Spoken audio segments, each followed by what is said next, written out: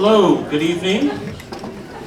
Thank you guys all so much for joining us here this evening. We appreciate your patience as we work to get this public meeting rescheduled. And so we really appreciate the fact that you guys have turned out in such large numbers for tonight's public meeting. I'd also be remiss if I didn't begin by offering a huge thank you to our host this evening at Calumet College. Thank you. Yep, as we work to get this meeting rescheduled, we tried to do it pretty fast, and they were really quick to say yes, to open their doors, and to allow us this space to host tonight's meeting. So thank you so much, guys. My name is Alan Carter. I'm the Communications Director for the Indiana Department of Environmental Management. I will serve as the moderator. Back down. I'll serve as the moderator for tonight's public meeting for this draft air permit for BP Products Whiting Business Unit. The Part 70 operating permit number is 089-412-71-00453. Also with me here this evening are representatives from IDEM. Starting at my right here is Jenny Acker, who is the branch chief for IDEM's Office of Air Quality. The permit branch chief for IDEM's Office of Air Quality. Matt Stuckey, who is the assistant commissioner for IDEM's Office of Air Quality. And Brian Williams, who is the permit review section chief. Also in the audience, we have a couple of members from IDEM, Barry Sneed, who's with our communications team, and Raheem Evans, who also works in the Northwest region for IDEM. You also may have met Ashley Eskis, who is at the table. If you're coming in, please continue to fill out the speaker forms if you wish to speak this evening. We'll make sure that we call the speakers in the order in which we receive the forms. We will be discussing the draft air permit for BP Products Whiting Business Unit and answering questions from the citizens at tonight's meeting. Also at the welcome table, you will find the citizen summary for tonight's meeting. The summary is intended to help you navigate through the air permitting process and our draft permit documents. It also gives you the locations of additional air quality resources. Most of them are also available online. There's also information about the air quality in Lake County, our air compliance inspectors, and how to make a complaint with IDEM, as well as how to appeal any final permitting decisions. Please note that any questions that are received here tonight, statements that are made tonight, are not considered part of the public record for this permit. If you wish to submit public comments, you may do so for this permit by email, fax, or U.S. mail. They just must be postmarked or received before February 26, 2024. That information is also found in the notice for this permit and in the citizen summary document.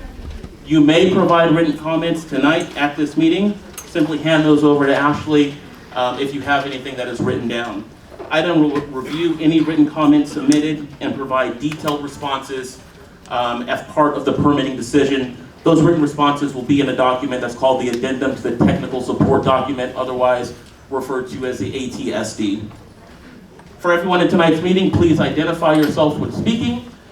Each speaker will be limited to 3 minutes to ask questions. We recognize that there was a large crowd here this evening, and we want to make sure that everyone who wishes to speak tonight has the opportunity to do so. Once we've gone through the speaker forms, we'll open the floor for additional questions and allow prior speakers a chance to speak again if they wish to do that as well. At that section, there's no limit to the number of times that someone is able to speak. With that, we'll turn it over to Jenny. Good evening, and thank you everyone for attending this meeting.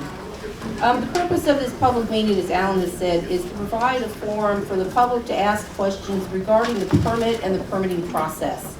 Indiana's air permitting program is SIP approved, meaning that EPA has approved our program and delegated the air permitting to the state of Indiana. And basically that means our program mirrors the federal program, and as such is deemed protective of human health and protective of the National Ambient Air Quality Standards, or NAAQS. I'd like to kind of go over a little bit of the renewal process and what typically happens in a renewal. It is a current operating permit. We're going to look at it. Sources may have decommissioned some units since the last renewal, and they'll ask us to remove those from the permit. They may have permitted a modification and they've changed their mind. They're not going to proceed with the modification. We'll remove that from the permit. But more importantly, we're going to review the calculations, and if any updates are needed, we will make those updates. The permit writer will assess all state and federal regulations to assure that the permit contains all applicable requirements in its current compliance determination and monitoring requirements and record keeping and reporting requirements are also reviewed to ensure that they are up to date. This permit had a little extra twist. BP did enter into a consent decree in 2012, and part of that consent decree specified conditions that needed to be put in the permit and the underlying authority. As part of this permitting action, we went back to that consent decree, made a table of all of the requirements that were required to be in the permit, cross-referenced to ensure that they were in the permit, and focused on the underlying authority to make sure that that was clear and concise. I do want to add there are no new emission units being added as part of this permitting process. Furthermore, IDEM OEQ recognizes and understands the concerns regarding environmental justice, and we recognize that the community surrounding BP is an EJ community. However, to date, there are no federal or state laws or rules governing environmental justice as it relates to the permitting process. Therefore, EJ will not be a component of the supporting documents for the permit. And while public participation is a vital component of the administrative permitting process, IDEM's permitting process ultimately must be made in accordance with applicable rules and regulations. As Barry has already stated, we will address all comments received during the public notice period in an ATSD. The air permit renewal is also going to be reviewed by EPA Region 5. EPA began reviewing this permit on December 8, 2023 when the permit went on public notice. Once the ATSD is complete, the permit and all supporting documents will be submitted to EPA as a proposed permit. And this begins a formal 45-day review period that is allowed to EPA. During this period, they can submit any additional comments they wish to IDEM. They will review any changes that may have been made to the permit as a result of comments submitted, and they will review all comments and responses to comments. And so with that, Alan, I think we're ready to call our first speaker. So again, we will be calling speakers based on the order in which they submitted public comment forms. Again, if you wish to do so, you can still fill out a speaker form by heading to that back table where Ashley is. So we'll begin with our first speaker, who is Paul Myers. Good evening. Let me make this simple. Closer to the mic, please. Thank you. You're welcome. Let me make this simple. My family's lived in what's now the Marktown. Talking to the mic. Barry, make sure Hang on it's just a second, we might Is turn it the on? mic on. It's on. Yeah, there we go. Great. Okay. Thank you. I usually don't do this. I understand. My name's Paul Myers. My family's lived in what is now the Marktown Historic District since it was built in 1917. When it was built, we had ponds and lakes and that in front of us. The Indiana Harbor Ship Canal wasn't there yet, and we're surrounded with steel mills. Eventually, the oil. We can't hear. Well, It's a public meeting. We want to hear. Okay. all right, I'll try to do it a little louder for There you go. everybody. Is that better? Now I feel like I'm married again. Sorry about that. My family's lived there. I'm the 5th out of 6 generations to live in what's now the Marktown Historic District. We've seen a lot of things. When we were constructed, it was 1917. We didn't even have a city park there. My grandfather went to the city and wanted one put in, and he did. We're surrounded on 3 sides by the steel mill, the 4th side by the soil refinery. I remember clearly in 1955 when they had a problem at this refinery.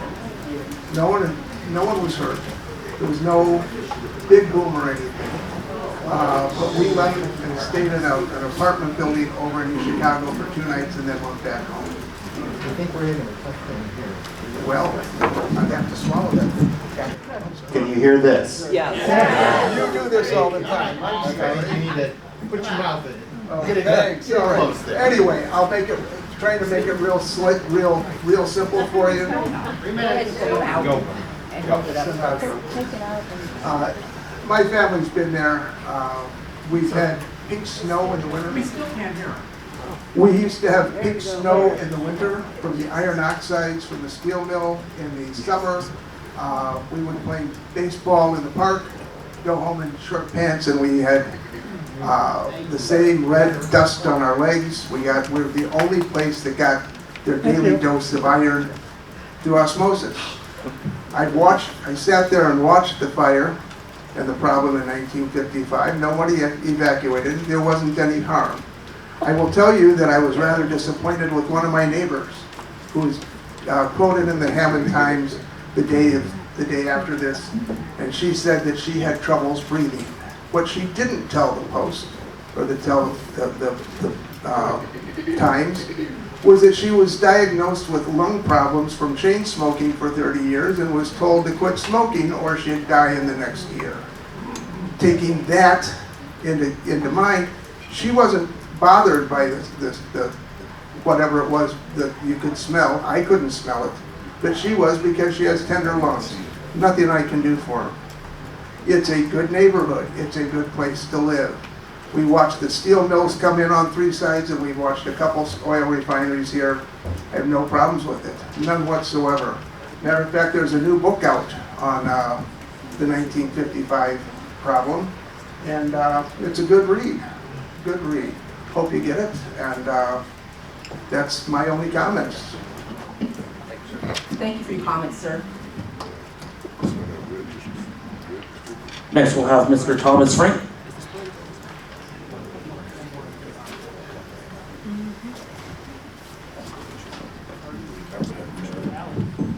Help me out here if I can't hear. Hello, my name is Thomas Frank. I live in East Chicago in the harbor. I used to be the Indiana Harbor Shipping Canal Director. In 2007, when BP got its original permit, I came out and spoke publicly against it.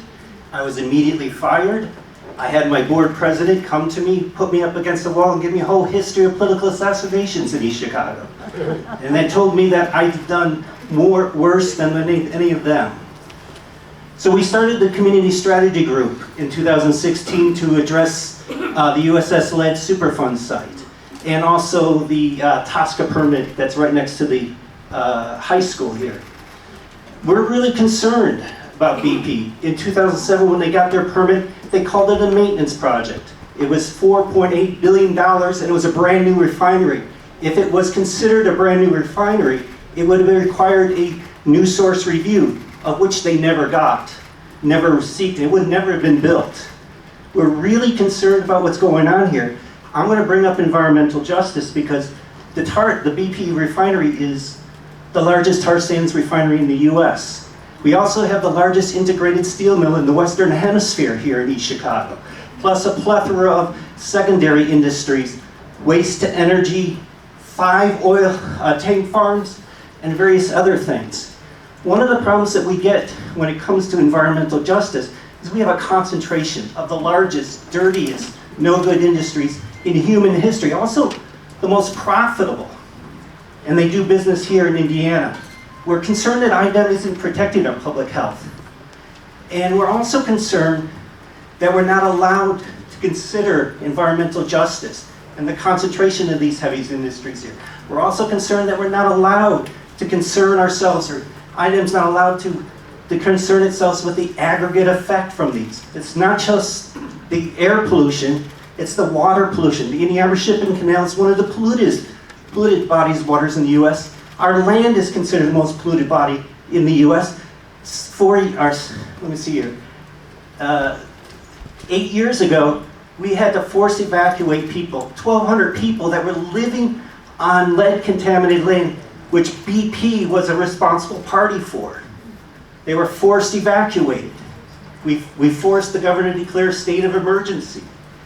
We also had the Tosca permit, which was placed right on top of an oil spill. BP is responsible in the 1990s for 16.8 million gallons spilled onto our water table.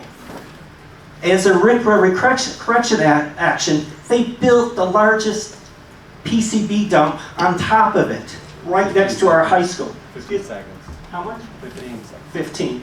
So I'm concerned about environmental justice. I'm concerned about the aggregate effects. Our airshed, there's 3,143 counties in America. We, every year, rank in the top 5 or 10 for toxic releases into the atmosphere. We're not allowed to aggregate these things.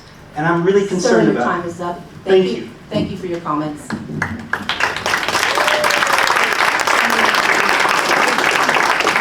Carolyn Marsh.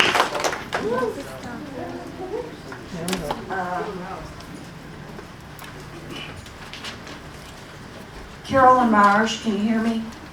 All right, I'm a 30-year activist, a bird conservationist, an environmentalist in the Calumet region, and I live in Whiting.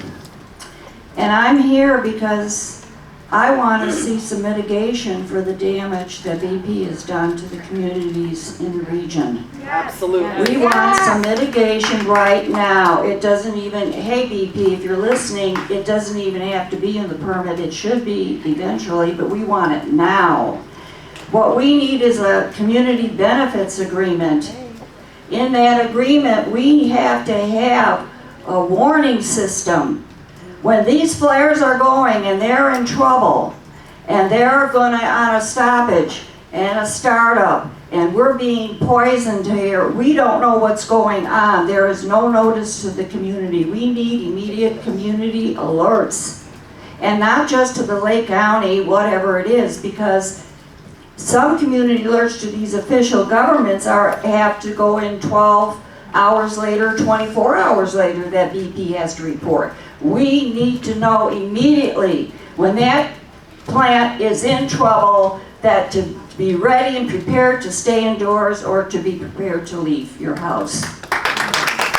Now, we need 24/7 air monitors, fence line, we don't have them. I don't care what BP says, I don't care what IDEM says, we don't have them. We need them online so everybody can read them, and it has to be monitored and online by an independent party, not a BP party. And I say this because BP had fence line in a contract, but it was limited to 3 or 4 years, and it wasn't online. They could hold the information for a month before it went online. So we don't want that. We want 24/7 real-time by a community person monitoring it. The next thing we need is indoor air filters, because the air outside is coming into our homes. And I thought my house was going to explode before the February 1 when they were having odor problems. I smelled the gas so bad I thought it was going to explode. And so we need indoor air filters in our homes for BP to buy. Now my question is that does the U.S. Environmental Protection Agency allow IDEM to have a community benefits agreement? That is my question. Also, with the hydrogen hub coming in, will that be a new permit to include the expansion that's going to double in size with horrendous more pollution? Because we need that explained, but is there going to be a new permit that's going to be on the hydrogen hub? Thank you. Thank you. Thanks, Carolyn.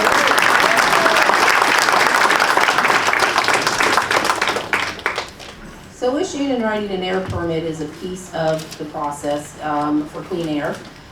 We issue our permits in accordance with all state and federal regulations, and we don't have the ability to be more stringent than what is required by the federal and state requirements. Federal and state requirements do not include a community benefit package as part of the air permitting process, which is the reason we're here today, to talk about the renewal air permit and to talk about the permitting process that's involved with issuing permits, especially this one.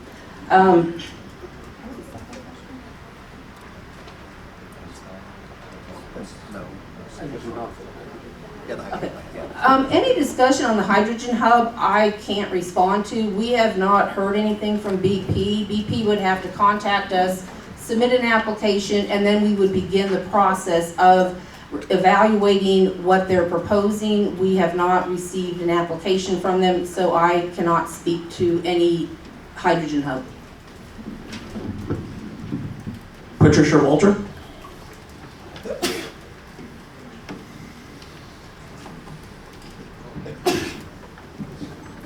Hello, my name is Patricia Walter. I'm a co-administrator of the Facebook page BP Whiting Watch. Although I don't live in Whiting, Indiana, I live very close to Chicago and Northwest Indiana. And as we all know, air and water do not recognize state lines.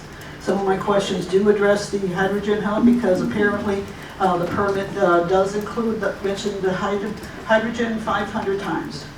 It also mentions the new hydrogen unit 200 times. So to say that the permit does not include the hydrogen is a misstatement.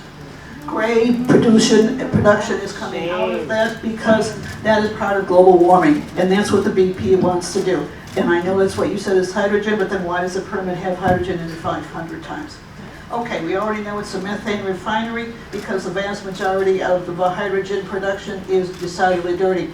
It's process being used fossil fuel gas according to the permit. Also, clean, it does not mean green. Those are two separate words and two separate concepts. Per the University of Pennsylvania, gray hydrogen, which is what is mentioned specifically in the permit, is the most conventional form sourced from natural gas. It's produced by steam methane. Now, on the other hand, what the permit says is steam with methane. I'm sorry, methane steam and steam with methane are the same good processes. Now, also, one specific question, that it has the new HU, which is mentioned 28 times. So if the hydrogen, again, isn't in the permit, why do you say new HU 28 times in this permit? That does not sound right to me. Okay, so one specific question about exhausting and flares. It's got the new HU flare will exhaust to something, who knows, whatever exhaustion, SV something or other. What does that mean? So how does hydrogen fuel work? Hydrogen fuel at the end process is clean. The production of hydrogen is the problem. Hydrogen produced from coal or gas is called black or gray hydrogen, and that apparently is what the BP process is going to do. Again, according to the Department of Energy, the federal government, natural gas reforming is an advanced and mature production process, and goes on from there. Ms. Waldron, pause you for just a second so that we're able to answer the questions as they come in, because I want to be able to keep up with you. I actually am keeping up, so if you want to keep going, that's fine. On this one. Okay, and I also have one more specific question that is perhaps a little bit not quite so related to the hydrogen, but there was a new NAAQS for particulate matter, which is what we're all interested in, particulate matter, because that's the stuff that goes into our lungs, makes it hard to breathe, et cetera, et cetera. On February 7th of this year, 2024, the EPA strengthened the national ambient air quality standards, and will that be part of the permit? Okay, thank you for your comments. With regards to the NAAQS, PM 2.5, the ambient air quality standard was recently lowered to 9. It is not effective yet. That is something that we are evaluating, and as permits are issued after it becomes effective, yes, every permit will be compared against that NAAQ and evaluated against the PM 2.5 NAAQ of 9.0. So ongoing, that will be taken into consideration with all permitting actions once that's effective. With regards to hydrogen, I may have misunderstood the prior comment. I thought the prior comment was with regards to the discussions of new hydrogen hubs in this area. And we don't have an application for that. I can't speak to any involvement of any of the companies up here with a proposed new hydrogen hub. As far as the existing permit, and I can't tell you when, but it would have been predated 2006, if not part of the 2006 CXHO project. There was a new hydrogen facility built. It was part of the tar sands project, and it was how the source deemed to identify that hub, hydrogen production facility, by calling it the new HU. They have decided to maintain that emission unit description, and that is their prerogative to do so. That hydrogen has been being produced for at least 15 years now. It is not used for combustion. They produce that hydrogen as part of their processes. So, thank you for your comments. I'm sorry, but that answer does not make sense to me. Sorry, thank you.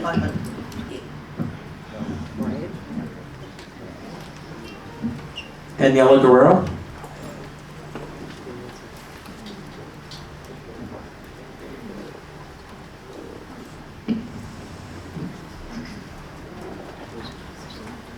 Hello everyone, my name is Daniela Guerrero. I am the digital organizer for Just Transition Northwest Indiana. I am here to indicate and show you and please ask you to look around because we are presenting here today as a united community. We are all here to tell you to please use your power that you all have to protect us. Please understand that you are the one person, group of people that we can come to. We cannot go and ask VP, they're not gonna listen to us. We ask you, all of you here, all 4 of you, 2 weeks ago, a month ago, for the Cleveland Cliffs permit, I came up and I pointed out how I just graduated. I was a student a year ago. I am from Colombia, and I moved to the United States just to pursue a career in environmental policy. I have 3 majors and I have 3 minors, and as I said that time, I don't say that to brag, but I say that because I am fighting to be in the position that all of you are here. I am fighting to have the power to protect a community, not only me, but all students that are here present too. We would love to have the chance to be in your place, in your power.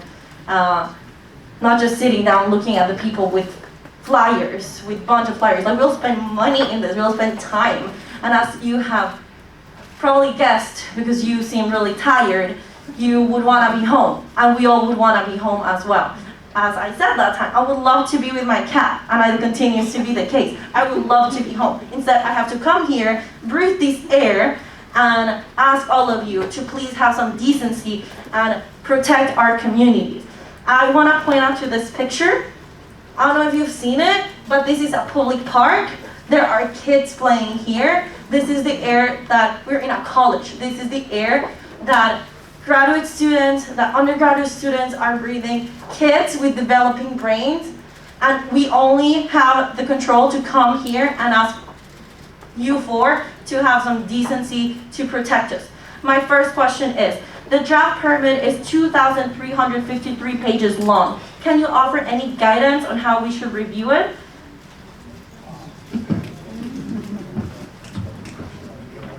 Do you have any other questions you want to ask? Yes, the technical support document states that BP Products submitted the application for this permit renewal on April 1st of 2019. Can you tell us why it took so long to draft a permit? Okay, so we're going to start with why it took so long to draft the permit. Yes. As you stated, it's over 2,300 pages.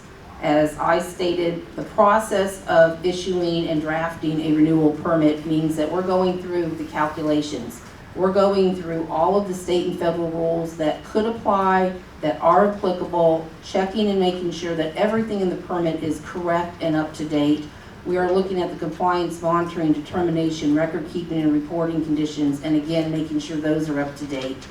It is a lengthy process. A refinery by its nature is a large facility. It does not have a lot of identical processes going on. It has numerous unique processes that are going on. And each one of those processes require due diligence and a lot of research and time to make sure that we are, issuing a permit, drafting a permit that has all applicable requirements in it. Also, by the nature of a refinery, there are numerous federal rules that oversee this. It's a highly regulated process, meaning there are a lot of regulations to go through. The TSD, if you want to know how to review this process, I would suggest starting with the TSD. It's our technical support document. It is going to go through and identify the rules that are applicable. Rules that could possibly be applicable, we're also going to look at those, and we're going to provide a response for why that was not deemed to be applicable for this facility. I think the best thing to understand the permit would be to go through the technical support document and understand that first. Thank you. Thank you. Do I still have time to ask another question? You can come back. You can come back later. Okay, thank you so much. Thank Please you. take action. Susan Thomas.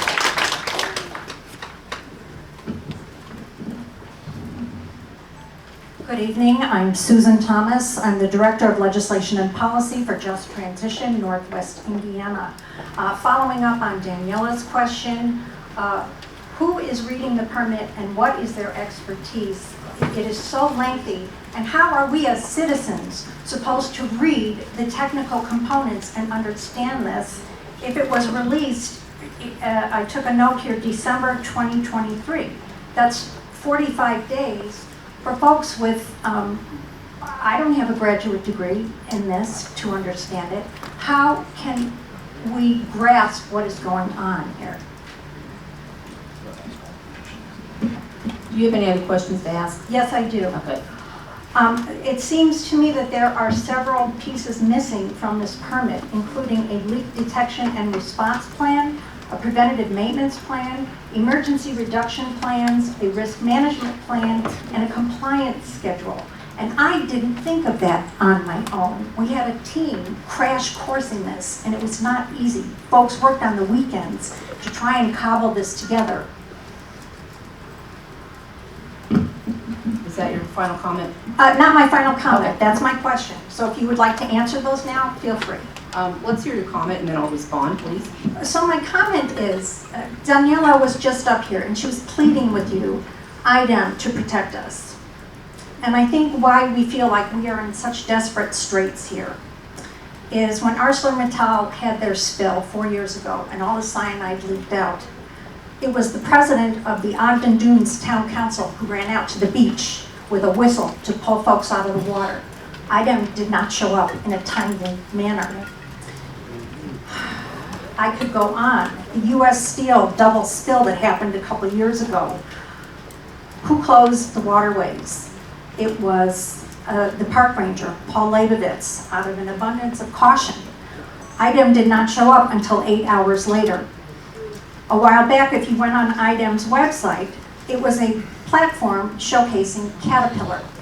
So are we an arm of industry or are we an arm of protecting the communities? In terms of the recent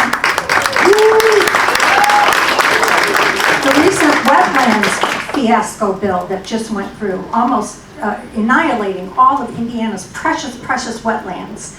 If you Google the Indy Star January 30th article, it's an expose of IDEM working behind the scenes. And 2 whistleblowers came forward.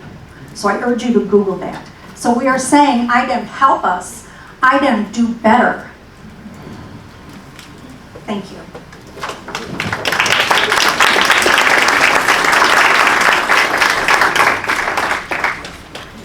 Thank you for your comment. In response to your questions, who is writing or reading the permit? Experienced permit writers that have over 10 years each working on this process. We have a section chief who has close to 20 years. I have close to 20 years working in the air permitting arena. Fortunately, we didn't have to start from scratch. There, again, were no new emission units. It was reviewing. It's still time consuming, but it is a review of what's been issued as new regulations, what regulations have changed, and do those changes affect what's in the permit, and again, a review of the permit. As I also stated, EPA is reviewing this permit, have been for some time now, and will continue to review until the end of their 45-day review period, which I'm sure will be at least several months from now. With regards to the missing portions of the permit, let me start with your PMP plan. The PMP plan is not something that goes into the permit. There is a requirement in the permit that states that the company must develop a PMP plan, and the specifications of that development are listed in the permit. There's also a requirement that they maintain it, keep it updated, and that they implement the PMP plan. But again, the PMP plan itself does not go in the permit, it is outside of the permit, so that is fine. The emergency reduction plan, that's kind of a quirky one. It goes back to about 1979, and a company has to develop an emergency reduction plan and submit it to the commissioner. BPs would be found in our virtual file cabinet. There's also in the state regs very, very high ambient air quality standards for certain pollutants, and if any monitor ever went over those, then we would call and tell a company they have to implement their emergency reduction plan. To date, we've never had to make that call. But again, the requirement to develop and submit the emergency reduction plan is in the permit. The emergency reduction plan itself is not part of the permit. Risk management plan, that is found at 40 CFR 68. It does not go in the permit. There is a condition in the permit that requires the company to comply with 40 CFR 68, and that is a requirement that resides outside the permit, but the permit itself does require them to comply with it. A compliance schedule, I don't know exactly what situation you're speaking of. Those are very specific to very specific situations, so if you'd like to submit a comment and let me know where you feel that we should have a compliance plan in the permit, for which situation, we can address that in the ATSD for you. Beth Dybala.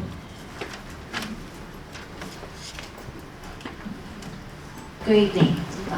My name is Beth Dybala. I am with the Calumet Area Industrial Commission, also known as CAIC. And my organization is a non-for-profit economic development organization with a mission to promote the retention and expansion of manufacturing in the greater Calumet area, including Northwest Indiana. We have been around since 1967, and part of our programs, our team work with community organizations to link dislocated workers and community residents to new job opportunities in manufacturing. And I just want to say that renewing the BP Whitney facility air permits will continue generating the following for this region's economy. The employment of over 1,800 workers, which are mostly union jobs, and an additional 1,800 contractors at the facility. An annual allocation of $9 million to vendors for work performed at the facility, and the support of 61,000 jobs generated around the facility, and a production of 7% of the asphalt in the United States. Thank you for your time.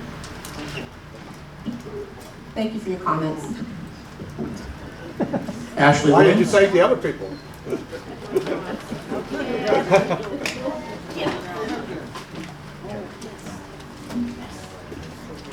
Hello, my name is Ashley Williams, and I'm from Michigan City. I'm the Executive Director of Just Transition Northwest Indiana, and I am going to talk about environmental justice. And I'm asking you to deny this permit. I do have a question in advance, but I want to read my statement. I want to know about the air monitoring. So do you have data? Do you have anything to present to us tonight? I heard that there was something, but again, the question has not been asked, so I want to see, I think we all want to see and hear about numbers. We want data. So to start off my statement, BP is one of the top corporations destroying the planet and the climate. So much so that the city of Chicago is now suing them, and rightfully so. I am asking you, again, to deny this permit because this destruction is coming home to roost. Over the past few weeks, we've talked to countless neighbors, residents, about the recent pollution incidents at BP. Some who neglected a warm meal out of fear of turning on their gas stoves. Others who had to evacuate their families and still have not returned home because they do not think it is safe. Neighbors who are being kept up at all hours due to ominous alarms and hellish flaring. This is not fantasy. This is life in the sacrifice zone of Northwest Indiana. Yeah. We live in economically marginalized communities, largely black, brown, and low income. What we're experiencing isn't simply an environmental hazard, it is a socioeconomic wrecking ball. At the last meeting, you told us that your hands were tied and that you followed the letter of the law. But I ask you, wouldn't you rather be on the right side of history? One that stands with us versus turning your backs on all of us tonight. You have a righteous case, a corporation that is turning $13.8 billion with a capital B in profit last year. That has not just once, not just twice, but countless times blanketed our communities in toxins. And now they're going to be the center of the Midwest Hydrogen Hub, giving further carte blanche to continue to pollute our communities and endanger them. BP is a repeat environmental offender at a global scale. They lied about the climate crisis and have been driving disinformation for decades. Now they are actively drilling in Gaza and fueling the genocide for depriving Palestinians of their basic human rights to clean air, clean water, and soil, just like here in Northwest Indiana. I believe in a just transition for the workers within the fossil fuel sector to a renewable, regenerative economy, but there is no place in a just transition for the greedy profiteers at the top of BP. I ask you again to deny this permit and do the following. We want a cumulative impacts assessment that is implemented and out here available, because permit by permit, facility by facility does not work. And I want to say all the evidence you need to deny this permit is right before you in a resounding and unified voice. Hold BP accountable, bring them to justice rather, and let us breathe.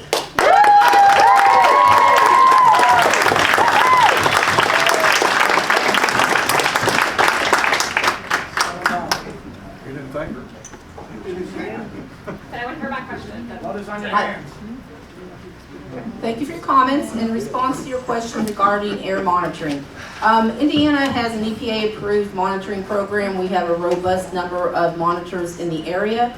The information is available in near real time, meaning sometimes it's a 3-hour average, so you got to wait till the end of the 3-hour period to get the 3-hour average.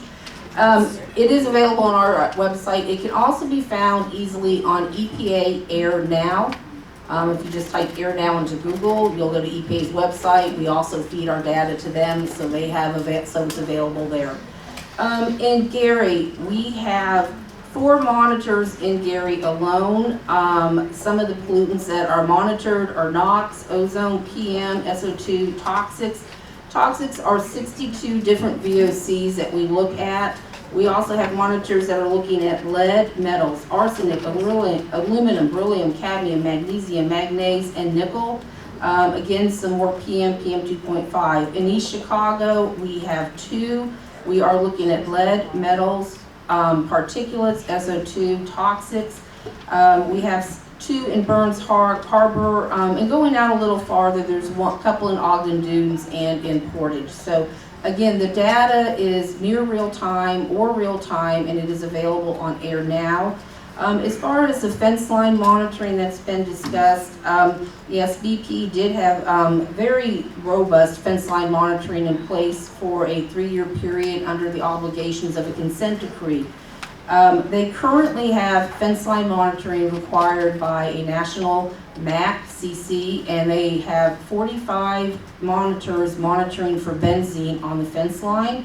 The results are available on the EPA website. And as has been mentioned before, BP will be installing 10 fence line monitors for benzene, toluene, and xylene. That was pursuant to a consent decree that was signed this summer. I don't know off the top of my head when they need to have those up, but if somebody would submit a written comment, we would let you know when those need to go up. T. Roots. I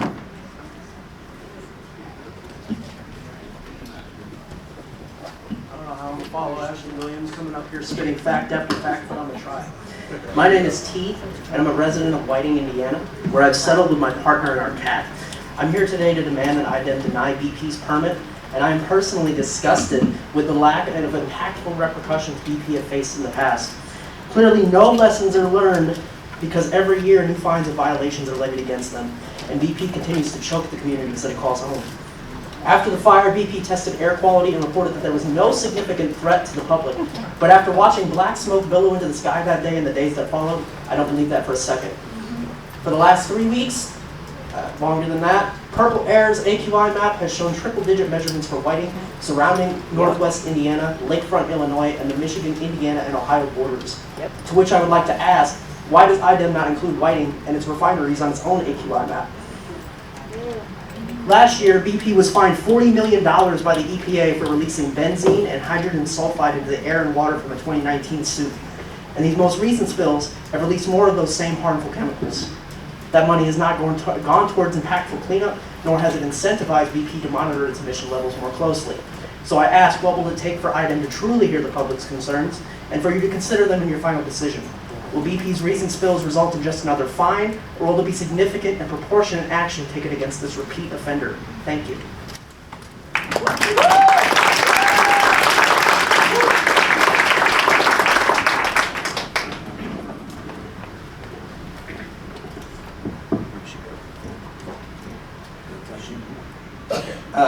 On the AQI map, I'm not sure what your question was on that one. Honestly, IDEM puts all of its data up through EPA as part of the Air Now. The AQI includes all the data that's been submitted. It includes purple air monitors. It includes all sorts of other option monitors. Okay. I'm usually pretty loud, so let's try this again. Is that better? Yeah. Okay. Sorry. I'm not sure I understand the question that was asked, and if she wants to come back up, she can and help me clarify it. Why does IDEM not include AQI or BP's data in AQI? If what she's asking is their fence line monitors, those are not our monitors, those are part of a consent decree, and the data is maintained by BP and submitted to EPA.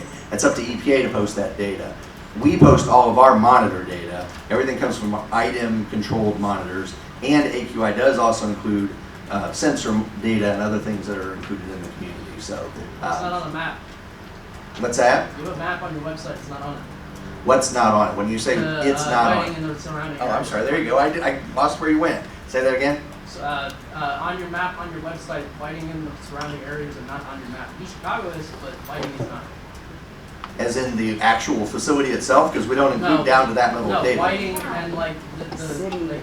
Here. The city of Whiting is not included on our map? All right, well, I'll take a look at that. You're welcome to write that down and submit it as part of the comment, but I will look at that after the words, yeah.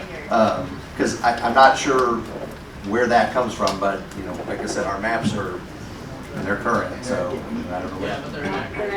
Okay, fair enough.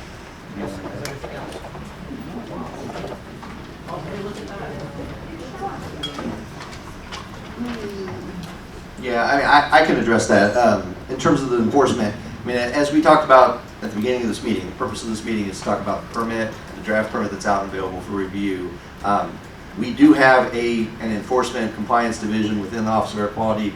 Any non-compliance issues, deviations reported are handled through them. And we actually, with BP, it is mostly a cooperative approach with EPA. Because of the complexity of the facility and EPA's interest in BP, they take the lead on the majority of the violations that have already been out there. They have consent decrees, multiple consent decrees.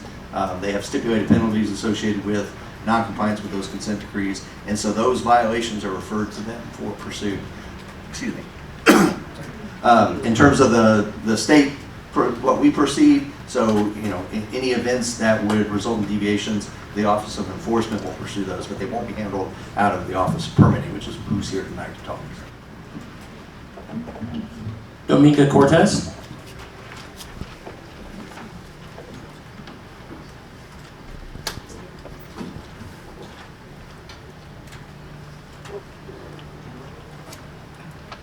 Hola, mi nombre es Dominga Cortés y vivo en East Chicago por cerca de 23 años. Hello, my name is Dominga Cortez and I've lived in Whiting for 23 years. In Chicago, sorry. Ok, más que preguntas, yo tengo una demanda para mi comunidad latina, ¿verdad? Desde que hubo el apagón y mucho más antes, hemos estado sufriendo de gripa, de asma y sin tener ningún apoyo por ser indocumentados. More than a question, I have a demand for my community, the Latino community. Since the outage, we have been suffering from sickness and from asthma. Mientras otros se vuelven ricos con el dinero de BP, la comunidad latina se vuelve más pobre porque tenemos que pagar nuestro medicamento. En mi vida había yo sufrido de asma y ahora necesito usar esta cosa, esto, que vale $68, más aparte otro medicamento. Mientras ustedes se vuelven ricos, la comunidad latina se vuelve pobre. While BP keeps getting rich, my community, the Latino community, keeps getting poorer because we need to pay for the medication that they have cost us. I have to use this, points to the asthma inhaler, that costs $68. Where all of you are getting rich, my community keeps getting poorer. Necesitamos medicamentos y necesitamos ser escuchados. porque pago taxas y tengo 23 años viviendo en East Chicago. We need medicine and we need solutions because we pay taxes, because I have lived in East Chicago for 23 years and I deserve clean air. Y el aire limpio, por favor, para todos. Clean air for everyone, please, now.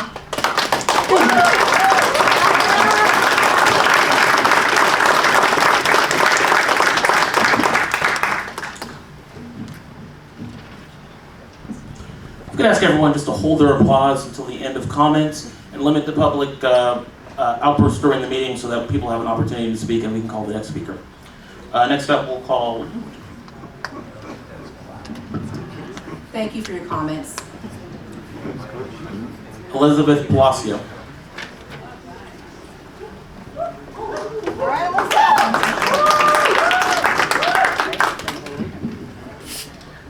Hi, my name is Elizabeth Palacio. I live in Chicago, Indiana. I was coming out of the back that day that happened on. Hi, my name is Elizabeth Palacio. I live in Chicago, Indiana, 4124 White Avenue, East Chicago.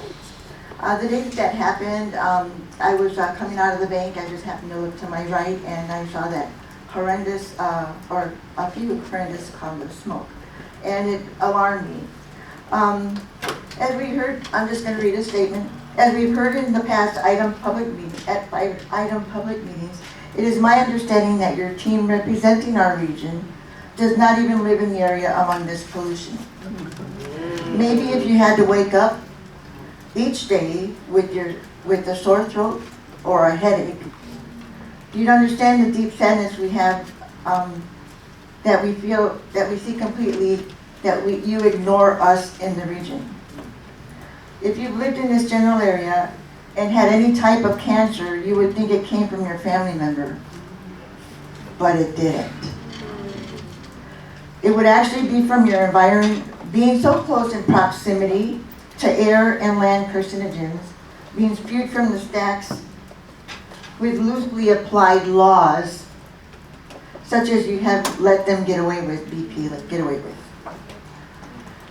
Why are there no environmental police that will sit on Klein or one of your avenues and watch these plumes of smoke leaving the stacks coming out of this area?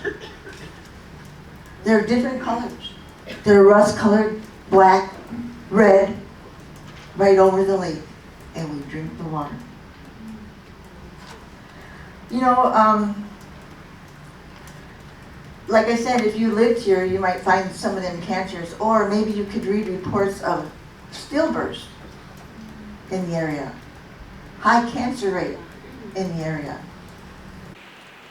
Sometimes when you walk out of your door, out of my door, I live a half a block from Central High School, I'll have to hang on to the rail so I won't fall over from the wafting of smoke that come across my lawn.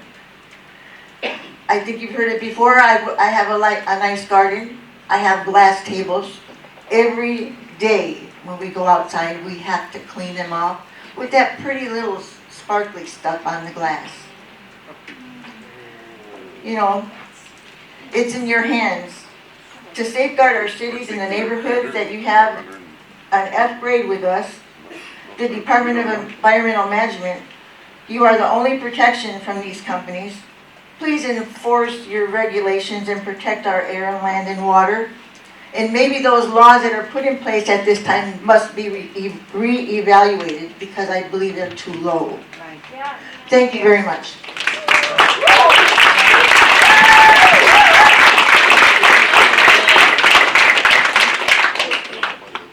Thank you for your comments.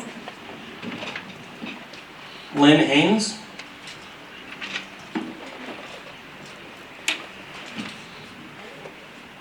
My name is Lynn Haynes. I'm a resident of Whiting. Have lived here for 66 years. Now we know all that. So a review of the National Response Center calls for BP on January 14th, 2024, found 3 calls regarding excess emissions from flaring. Now, this isn't even what's been documented over the last several weeks. This was way before that. At 12:07 p.m., a call was received, and it said that there was flaring due to below zero weather causing equipment failure, resulting in unknown quantities of sulfur dioxide to be released into the atmosphere. Later, at 4:46 p.m., a caller from BP stated that the flare gas recovery unit on the south flare froze up and released an unknown amount of hydrogen sulfide into the air.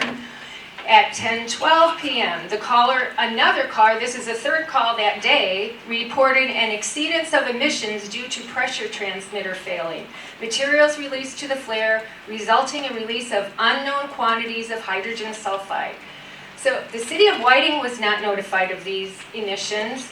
Nobody, I don't think, unless you went through the reports from the National Response Center, would know about them. So beyond reporting to the National Response Center, is BP required to provide any warning, notice, or information to local residents when it has an event that results in excess or dangerous emissions? That's question one. And is BP obligated to report these releases under the Emergency Planning and Community Right to Know Act, which was an amendment to the, I believe, the Clean Air Act, back when they did it.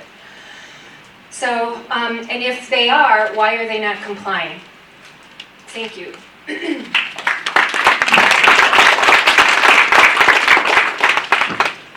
Thank you. The permit does have a conditions in it that require any deviation from the permit to be reported to IDEM OAQ. And that includes excess emissions or any time that they're operating in a manner it's not compliant with the permit. As far as the National Response Center, those are a different set of requirements. So the requirement to report to NRC does not reside within the permit, it resides outside of it. Again, any exceedances that they have had, excess emissions, are required to be reported to IDEM. And as Matt said, explained to you, that doesn't fall in my department.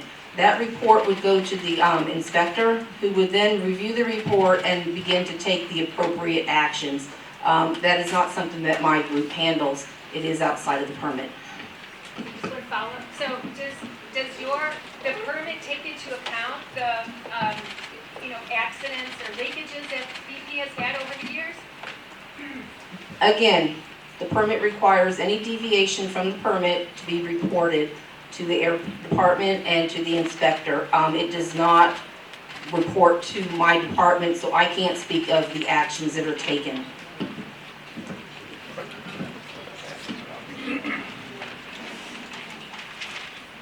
I believe it's Angela Vians.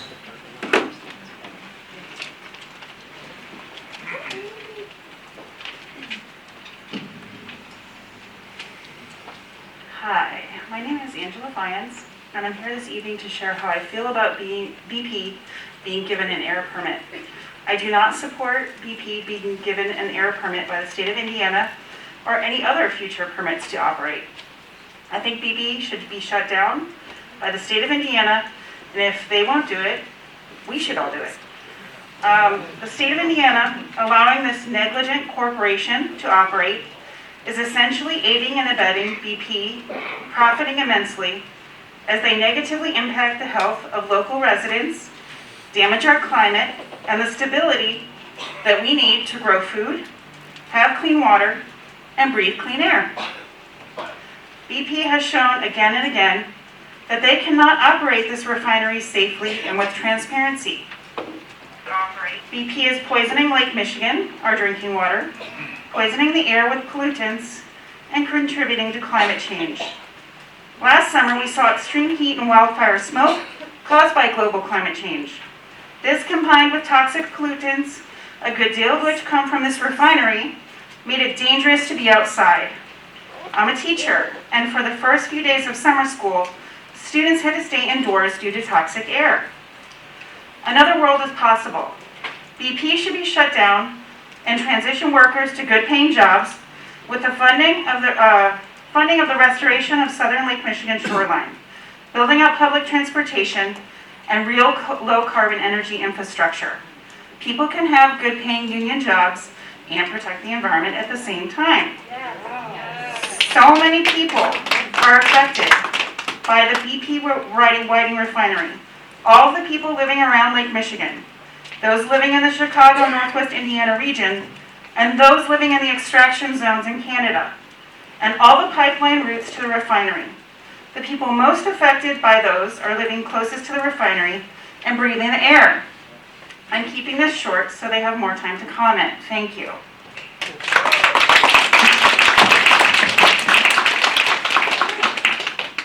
Thank you for your comments. There is one thing that you did say that I would like to address, and that is to not deny issuing this permit.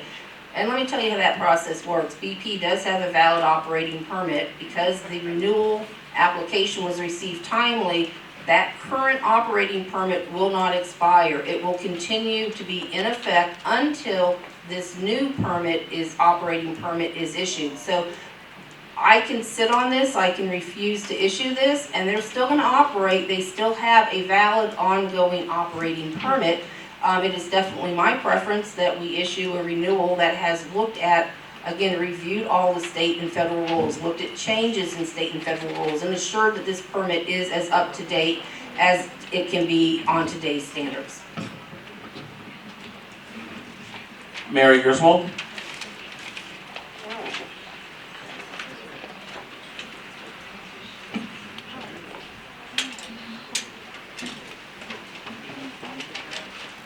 Thank you for letting me speak. I live in Illinois, but as others have said, pollution does not pay any attention to boundaries of states and other governmental entities. So the bad air from Indiana comes to Illinois on a regular basis, as well as the water in Lake Michigan. It's shared by everyone who lives nearby.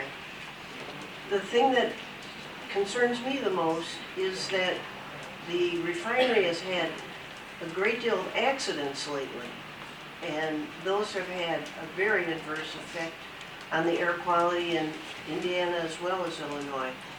Just since the beginning of the year, these have included a series of leaks and a power outage which resulted in the release of chemicals, flames, and smoke, and flares have been burning almost continuously ever since.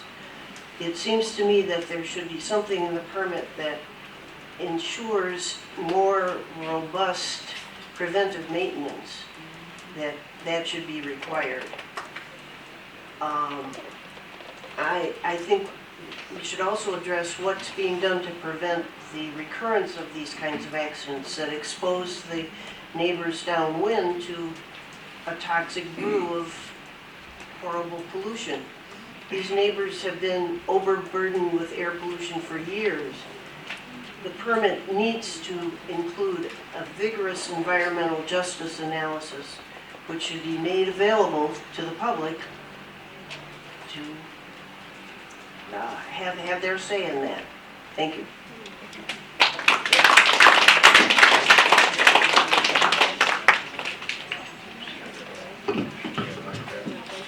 Thank you for your comments. Jordan Sirota?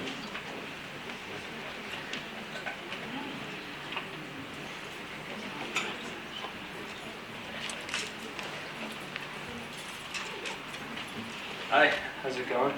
I am Jordan Sirota, I live in Whiting. So, I don't think it was you guys, but BP was issued a fine of $40 million last year for polluting for emissions standards. That's like, what, 0.3% of their profits for the year? It's pretty minuscule. What's the incentive for BP to spend on addressing problems when the cost of doing business and not resolving issues is so minuscule? And furthermore, how is this money spent if IDEM or the EPA is collecting a fine when BP regularly pollutes outside of its standards? Do we get any restitution, or does that money just go back to the state so you guys can spend more money on lawyers to fill out more pages of jargon in your permits? Thank you.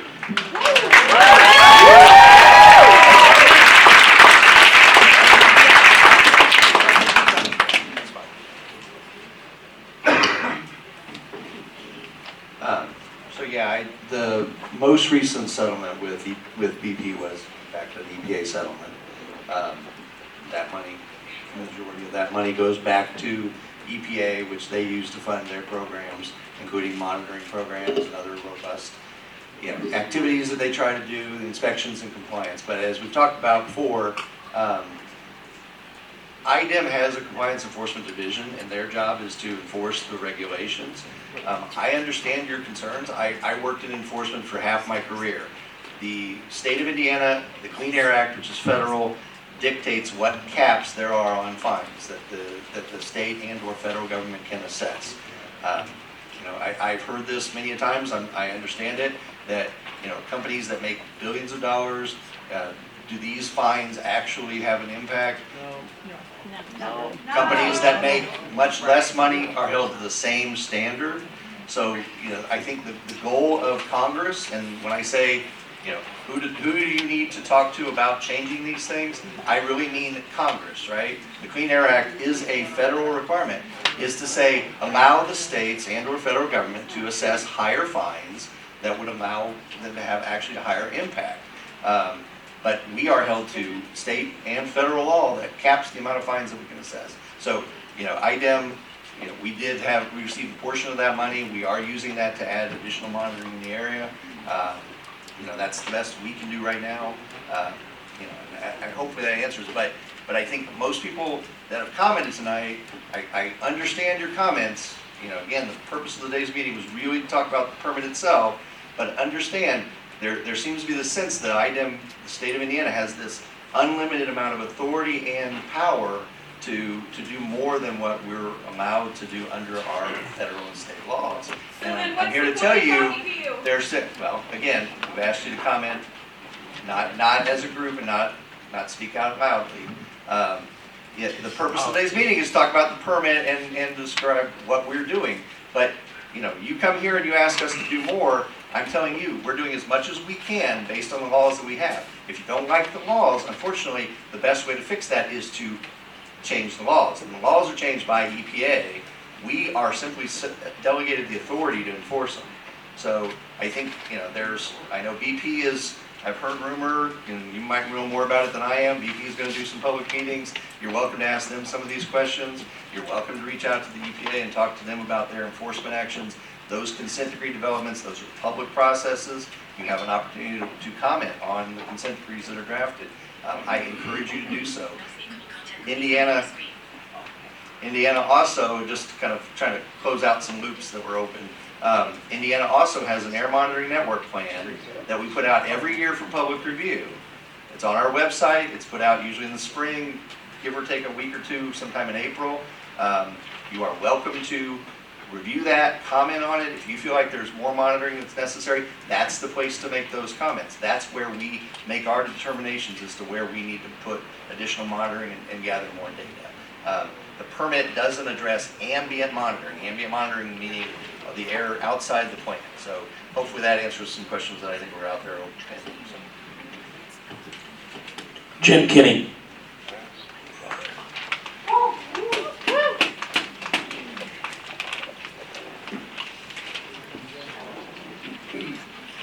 I'm Jim Kinney from Chicago. I just have one question. What exactly are we breathing when you have these releases? That's a great question.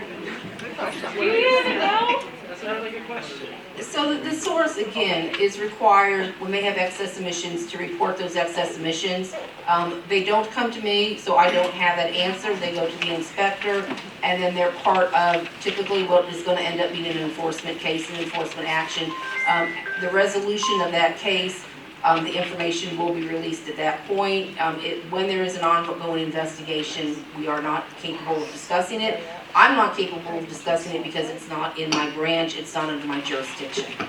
Thanks. Thank you for your comment. Dan Jemison.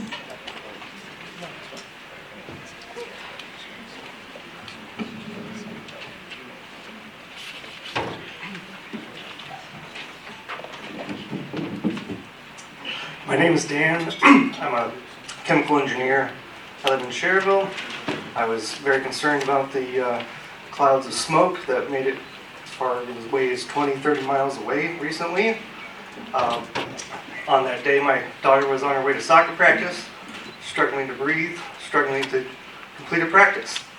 So I'd like to know, I understand you're limited by state laws and federal laws. What additional limitations on emissions can you guys put in place in this new renewable permit? The permit contains all limitations necessary and operating standards necessary to comply with all state and federal regulations.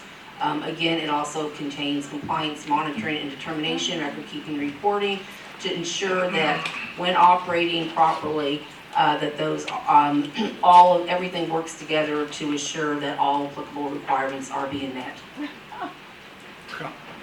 What further action can you take to make sure that these incidents do not continue to happen? So, once again, I think the important thing to note here is if there are non-compliance issues, so the flares operated the way the flares are designed to operate. When they had an outage, they had to vent their gas, they vented their gas and they burned. That's something that the company is required to submit a report to us, laying out all that information, and then we will initiate compliance and enforcement action for that, and that's where we will resolve it. If there are additional compliance plans that need to be put in place to prevent this from happening, if there's a need to revisit and or revise their PMP plan, which was mentioned earlier, the preventative maintenance plan, if there are compliance measures that need to be taken, those will be handled through an enforcement action, not through the permit. Now, if those requirements need to be made permanent, they can then ultimately be incorporated into the permit. But today's permit is simply a renewal. It's not where we add new things. It's not where the company adds additional approval for new equipment. It's simply updating the permit to more recent versions. Any additional actions are going to be handled through compliance enforcement, and that's not tonight's discussion. Do you guys have the power to reduce their overall emissions limits? Power to reduce their limits? The limits that are put in place are there for a particular reason, whether it's an applicable federal or state requirement. We can't be more stringent than what the federal or state requirement is. So there'd be no basis for lowering an emission limit simply because we want to lower an emission limit. All right, thank you. That's all.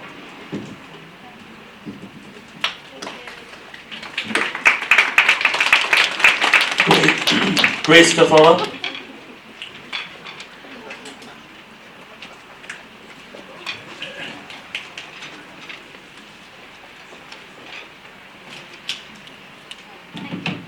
Hi, my name is Grace DeFoya. I'm a resident of Gary, Indiana. And I was coming up here to ask you about how we as a country are a democracy. And we are here to express our voice. Like you said, we have to change the laws if we want to see change. And being here is a part of getting that change done. I mean, like you said, the emission limits has been, they've been trying to get laws for emission reduction since 1979. It's 2023. How are we living in a first world country where you can't even provide clean air to us? I mean, I know this is about BP's $47 billion debt that they have on that refinery and that they want to keep around until 2050 when they can finally say, oh, well, we've paid off our debt. We've met our emission limit and we're finally going to go carbon neutral now that like our entire generation is dead and you're going to wait until the next generation to give them other kinds of cancer. I mean, BP regularly spills oil into Lake Michigan, and that's not violating any of its permits. It's okay as long as you're rich. There's no penalty other than just, oh, give us a little bit of money, and then we're never going to reduce the emission limits here in East Chicago and in Whiting. It's always just going to be poison in our air and in our water, and then we use that water to grow food, and then we eat that food, and you don't care about it. I mean, we're not going to go away until something changes. And we can sit here and argue every year if you want, but this is our only line of expressing ourselves. And you guys are not doing anything about it. You're clearly not planning on doing anything about it. And like Daniela said, I would rather be at home, but since 1979, here we are.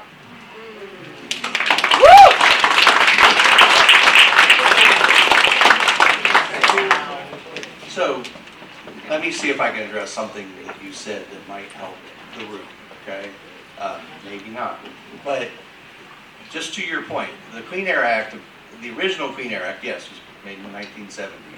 It was amended in 1990, and it exists today. I'm sorry, let me try that again. Sorry, I try not to blow out your eardrums, but yes, the original Clean Air Act was drafted in the 1970s. The updates were done in 1990. It is not the only basis for regulation. So when we keep talking about federal rules, there are a number of different federal rules that apply, most of which we adopt at the state level.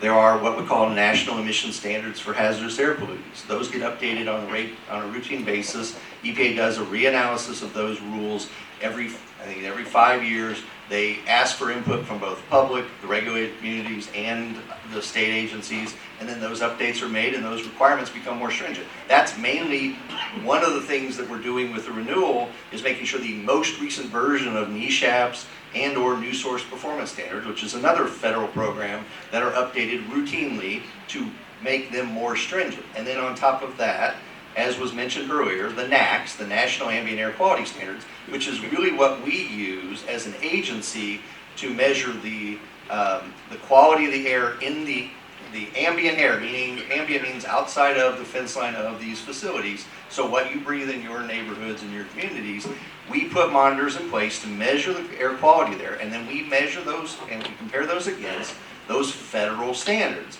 And so as those standards become more stringent, more requirements are put on the facility. So by way of example, BP, along with a number of other facilities in northwest Indiana, are subject to new NOx requirements, NOx being nitrogen oxide, so those are combustion emissions.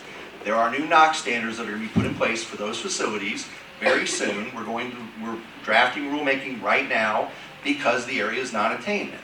So, we talk about NAAQS, so you got to look at it in these terms, these ambient air quality standards. Then the EPA and IDEM work together to establish what areas are meeting, what areas are meeting those standards, and if they're not meeting those standards, then the states are put on the hook to come up with new requirements to lower the requirements on these facilities. So BP has seen consistent reductions in their allowable emissions through those federal requirements. The permit is not where we just come up with new requirements. We impose the new restrictions, and there will be new ones now because the area is not attainment under the 2015 standard. Very soon, within the next year or two, with the new PM 2.5 standards, IDEM will also, again, have to develop a plan to identify those areas not meeting the standard and impose new restrictions on those sources in those areas. So I think it's a misunderstanding, let's call it that we're just, since 1979, nothing's happened. That's not true. In fact, the air quality in Indiana, especially northwest Indiana, has seen dramatic improvements over several years, over several decades. It's not fast enough for the people, I understand from many of you, I get that, but we are measuring significant improvements, and those requirements, as best we can implement them, come, yes, I know, slower than you hope, but they do come, and those are what we put into these renewed permits. So I think it's important when we keep, and Jenny, rightly so, is saying, we're relegated, give me just a second, we're relegated to the state and federal requirements that we have, but those are not static, they change regularly. I get that they change, but we don't want pollution reduction. We want the factories replaced with renewable energy sources that aren't going to poison. And I understand that, and that's not within our authority to do. BP has but that 16 will solar come. farms in the area. They have the money to expand that. I'm not going to debate with you, but it will come. So. Doreen Carey.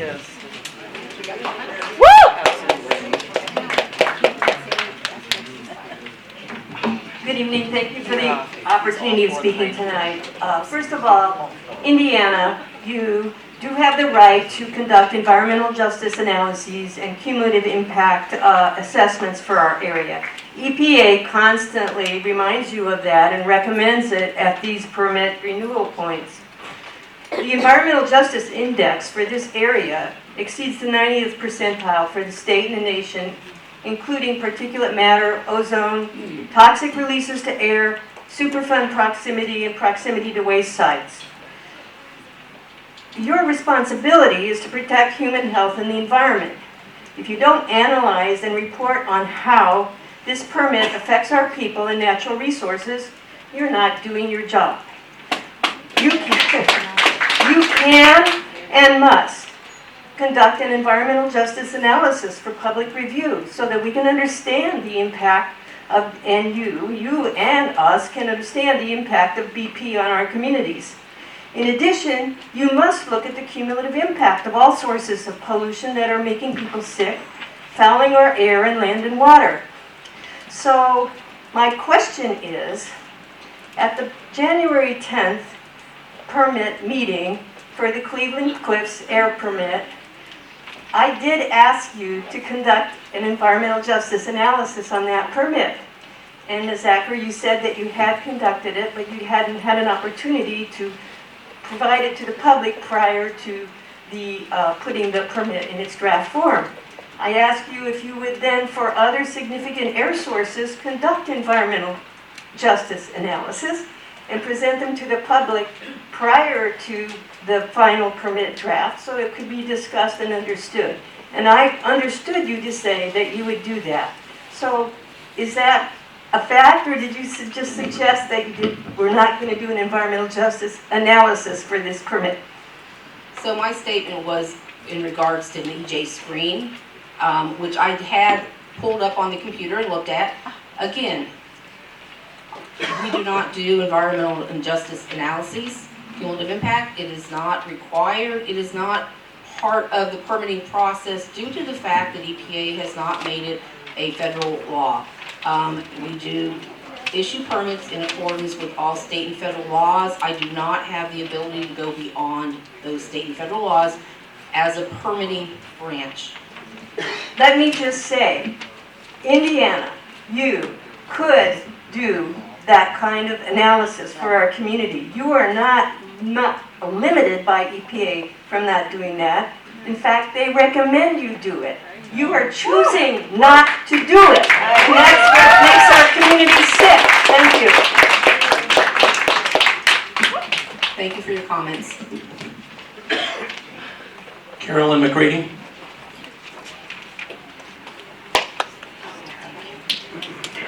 Good evening, everyone. My name is Carolyn McCready. I live in Gary, Indiana. And I know you're familiar with Mr. John Mooney, Region 5 EPA. We are, our organization is in receipt of a number of letters that he has written to IDEM about polluting industries that want to put their tentacles down into Gary, and advising you very strongly to not allow that to happen. And also has advised you to do an environmental justice analysis before you make any decisions. So as Doreen said, you are choosing not to do it. I don't understand that. I don't know how you sleep at night. But anyway, I just want to say, in regard to violations and repeat incidents in regard to BP. BP has failed to comply with emission limits for PM released from the refinery's large catalytic cracker. That's an FCU 500, based on stack testing conducted in 2022 and 2023. Neither IPA nor IDEM have taken any enforcement action in response to these violations.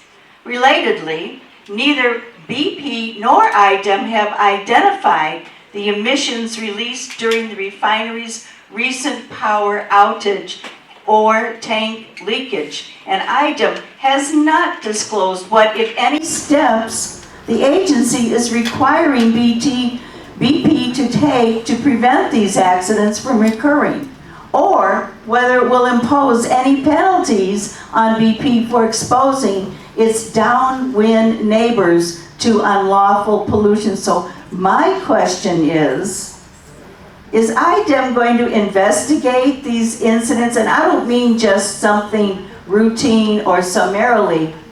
We all know that these things don't happen overnight. These leakages in the tanks and the pressure building up in tanks so much that they have to burn off all this excess gas in order for things to not explode. We know that there might have been an explosion had they not burned off the excess gas that was building up in the tanks. A kind of explosion like that, you can't even imagine. We can't even imagine what that would have meant to this area. What that would have meant to this area. And it almost happened. It almost happened. It happened in 1955. It happened in 1955. It could happen again. And the reason it keeps happening is that BP keeps patching over, patching, making do, getting little bitty fines, and making all kinds of insinuations that they're going to actually do something transformative, and they don't.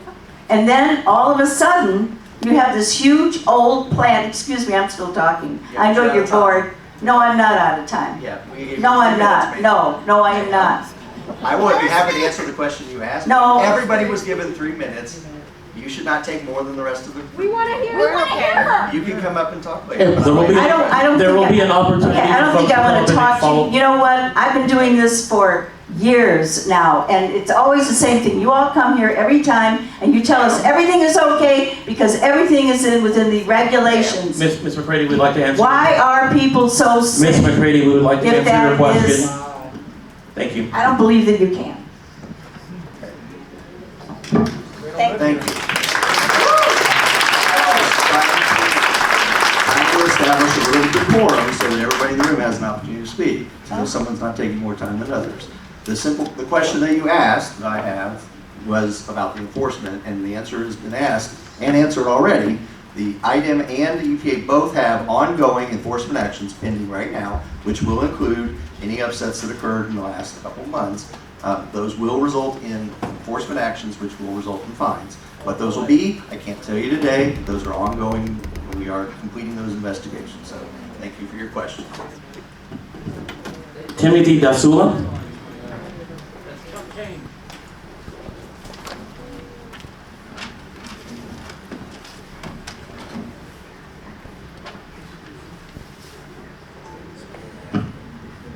Hello, everyone.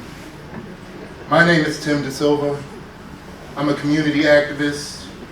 I'm a college student at Purdue Northwest with an ecology major. And most importantly, I'm a citizen of East Chicago, Indiana. I have planted and maintained many young trees around the region, but that is not nearly enough to remediate the damage that the big polluters like BP have caused to the area. Recently, I spoke with the Senator of District 2, Ronnie Landolph, about why nothing was passing downstate as far as green issues, and he told me that a large right-wing majority keeps shooting those green bills down. That's right. My question to you all, the IDEM board standing in front of us, is this. If IDEM won't protect us, and our legislators won't protect us, then who will? Are we not Hoosiers? Do we not pay taxes to live in this state? In East Chicago, Indiana, there is a reserve called DuPont. That reserve is so polluted that you can't even touch the soil without gloves. And it's not even open to the public.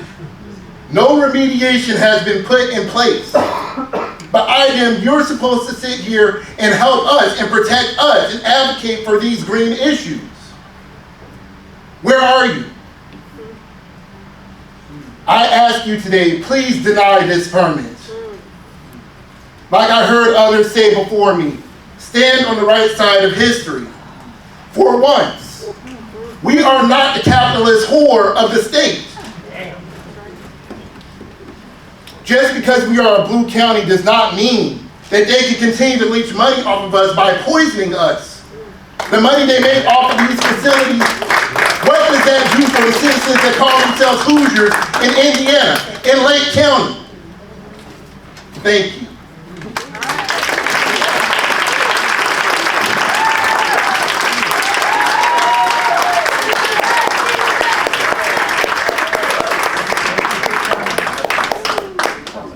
Thank you for your comment. Yes, thank you. Mario Gallegos.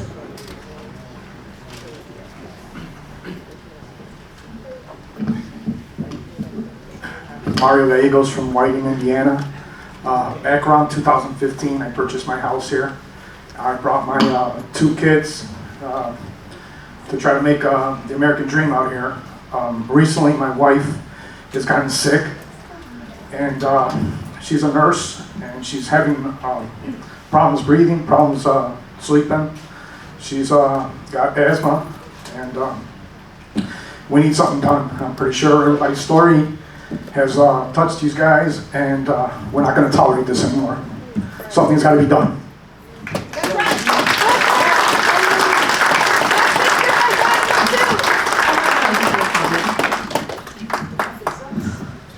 Joseph Hines.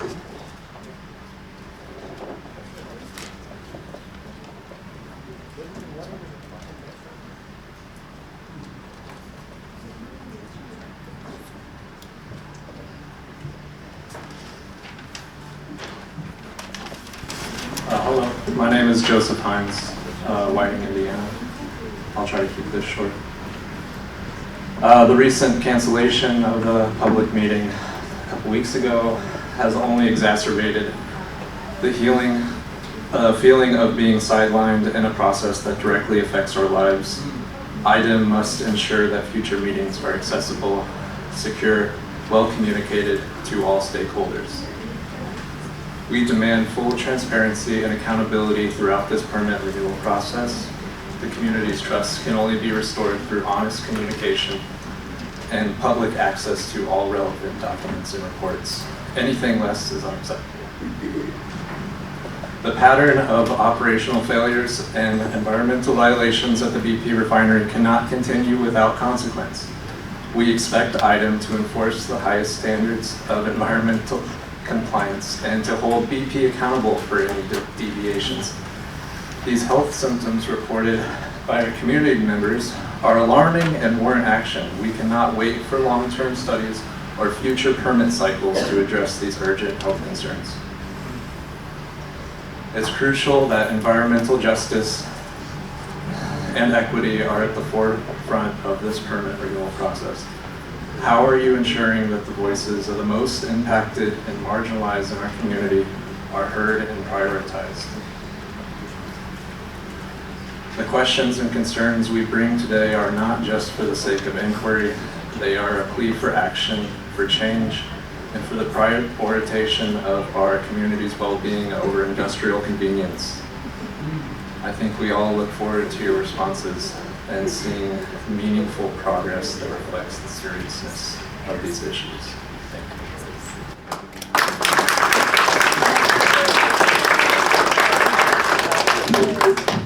Thank you for your comments. Antonio Barrera.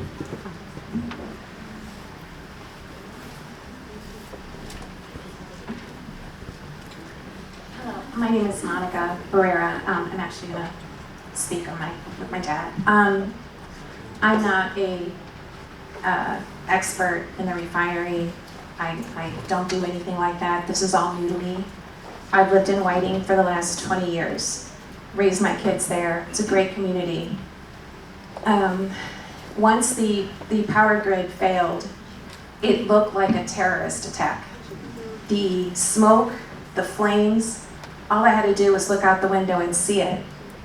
And while none of you live here, I will tell you that I went to bed every night praying that that damn place wouldn't blow up and take us with it. You have no idea the stress and fear that we have lived under for almost 3 weeks, probably longer for some of us, right? My eyes burn, I have a sore throat, I have a headache, I wake up every day kind of lightheaded. I cannot run away from this. I wake up with fairy dust, only it's not fairy dust. It's on the roof that I see outside my second floor. It's on my car. I have no idea what it is. We asked you, do you guys know what this is? And I have to think, this meeting is not a surprise for you guys. Being here and asking these questions is not a surprise. You knew we were frustrated. You knew we are angry. You know we're angry, right? You keep talking about, it's not our expertise, it's not our area, it's the inspector. For God's sake, why didn't you bring these people here so they can answer our questions? Why? I don't understand. This was the whole point of this meeting. And before I continue going, I'd like to thank the activists, the people with their education, the experience. I'm so grateful to you guys. I feel more protected from them than I do from you.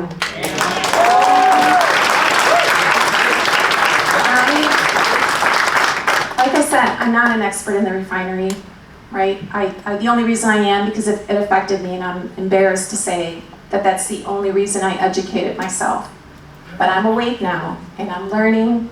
I'm trying to do as much as I can. I will tell you what it's been like to find out information. I called the mayor of Hammond. Not a city issue, it's a federal issue. I called the city of Whiting. Do you know what they gave me? They gave me a BP claim phone number.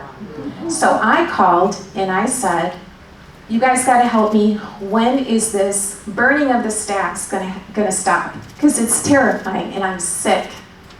They said, well, I can't help you with that, but if you need meds and you need to see a doctor, we'll be more than happy to pay for it. I've never known BP to be generous. So if they're doing that, they know damn well what they're doing in that refinery. To pay for meds, to pay for doctor's visits for free, as long as you have your receipt.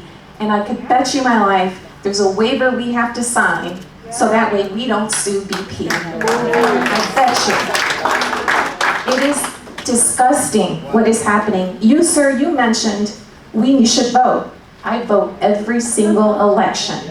Every single election I am there voting these right-wing people that don't believe in climate change or environmental protection. The EPA, you talked about justice, people were saying make that part of it.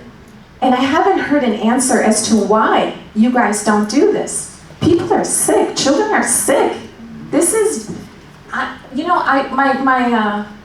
my suggestion to you, next meeting, bring the appropriate people who can answer these questions. Because this is frustrating and it's angry.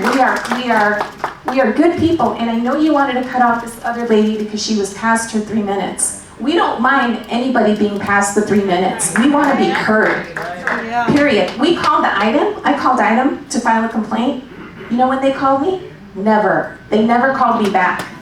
I called BP and said, hey, when is this going to, the restarting of the refinery end? I can't tell you that. I don't know. I'm sorry. Well, you've been doing it for a week. You don't have an estimate of when it's going to last? Nope, can't do it.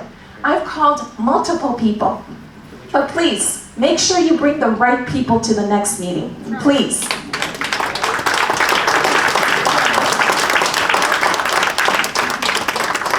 So I understand what you're saying, I do, and your comments about bringing the right people.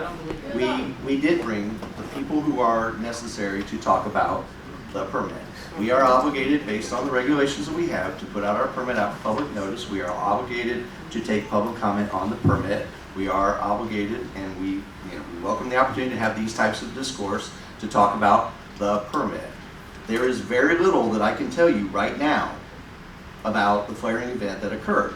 This is an ongoing investigation. Having the inspector here to talk to you about information that we don't have or that we can't discuss right now isn't going to do anyone any good. We just want to know how it works. That's the plan. Now, in terms of the complaint, I assume, and I'm trying to address some of the comments that you made as best I can.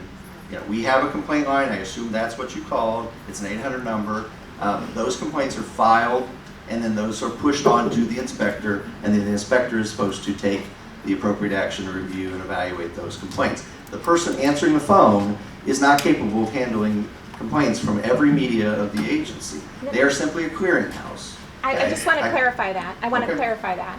She took my name and number down and said that somebody would be calling me back so I can do the complaint. Nobody called me back. And I can follow up on that. That is not the way it's supposed to work. And that's all I can offer you right now, but they are supposed to get back with you within 24 hours. So if that didn't happen and we have your name, I can look into that. That is a problem that we need to address. But what I'm telling you at this point is that is the best way to get a hold of the agency in terms of simply filing a complaint. And the more complaints we get, the more we are aware of situations that are occurring. So, and again, it's an ongoing enforcement action. And I will say that complaints are under my umbrella. I'd be happy to get with you afterwards and we can figure out what happened, and we'll be happy to work through that. Michael Oles.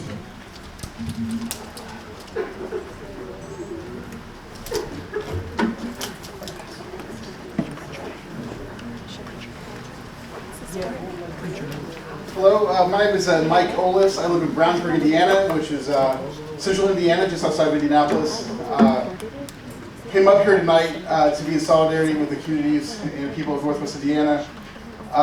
When we came into this meeting, you still can feel the difference in the air from central Indiana versus what we're breathing right now. So it's overwhelming for somebody who's not breathing this every day. And I know you all don't live down up here either. And to me, it's very overwhelming just to breathe this air. So I got two technical questions. One question. The permit reviewers are identified as Doug Logan and Jared France. Could you provide us with their professional background on these IDEM employees so that we can understand their qualifications to draft this permit? My second question is, we had a political conversation tonight, so I'm wondering if it's possible if we can bottle up this air and bring it to Eric Holcomb or bring it to the state legislators who are in session right now and have them breathe it and see if it will change their mind. I don't know if is that possible or not, but I hope we can look at that option also. Thank you. Okay, with regards to the permit writers, Doug Logan has been in the environmental industry for as long as I know of known him, which has been over 15 years. He has worked on many complex permits, and he's a professional engineer by background. Jared is a newer permit writer. He's a very bright, really picked things up. He helped out on small ancillary areas. I have full faith in both of them. Brian Williams here reviewed the permit.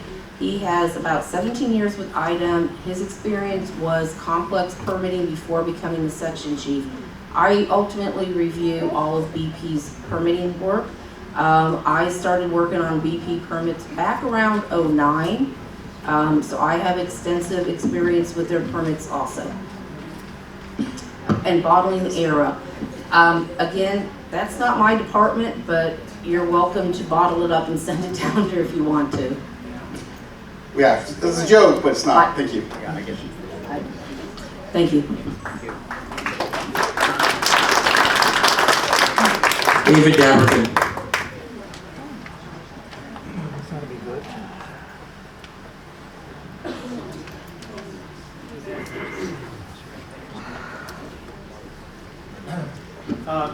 Good evening. First, where's the young lady that was so passionate about air monitoring? You should have told these folks tonight that there is an air monitoring program as part of that consent decree, and that if you read the timeline, it would have been approved probably today. So you should have been informed. In addition, the gentleman here who said that the Clean Air Act cannot be more stringent, a state cannot go more stringent. You might want to check your Clean Air Act. It's the exact opposite. State and local always have more strict provisions. So for you to blame the federal law as to why you can't do your job is just inaccurate. How many of you actually live in Northwest Indiana? How many of you have actually been to the BP refinery? How many times? How about the guy that you put down as the technical contact? I spoke to him the other day. He has never been to the BP refinery, and he is your technical contact. Did you really think that was a smart move? Look, folks, I'll address you. All right, well, get up to the microphone and try to address the question. I would like to speak to all of you. Please. Any of you who think that what you're saying tonight is going to have any effect on this permit, it's not. The gentleman over here is trying to be diplomatic, but what he's really telling, I don't need that, what he's really telling all of you is that nothing you say tonight is going to make a change. What you should do is you should do your job. And your job is to inform these people and to communicate with them. You're here, you're going to be back in 7 years when you have the next permit, and it'll be another, essentially, I'm sorry, worthless meeting. Too late. You know, things like I remember when are not going to change this permit, and you all know that. And I'm sorry, but you're a little bit dishonest to these people to suggest that these terrible stories about their health is going to somehow change this. It's not. What IDEM has done over and over and over has failed this part of the state. Right. What you need to do is do your job, which is to be available on a daily basis. People who live here, who work here. You closed your office in Lake County. And again, I know you're air permitting people, and maybe you can take this back on all of our behalf, but someone should. What these people need is they need someone they can go to on a daily basis, somebody they can call when they have questions, someone they can meet with who can explain the technicalities of this. I'd suggest you hire somebody from even outside on this permit. Delay this permit.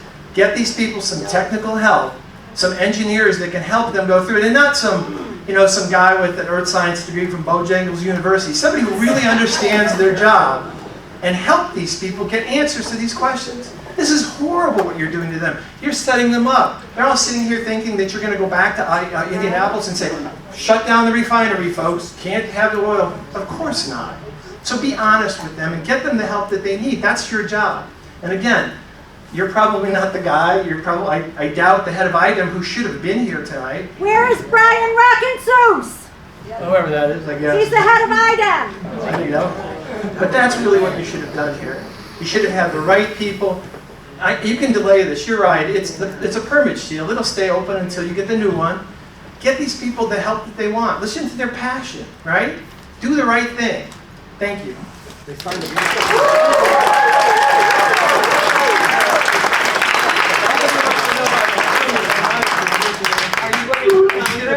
Thank you for your comments. Susanna Tavelska. Wow.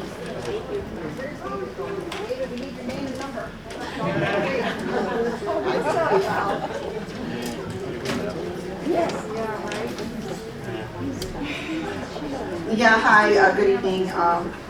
I'm Susie Tlevsky. I'm from Valparaiso, Indiana, and I came up here from Porter County to support all the activists and all the residents here who are really suffering. I did not know until I got here to Whiting how bad the air smelled. This is just atrocious.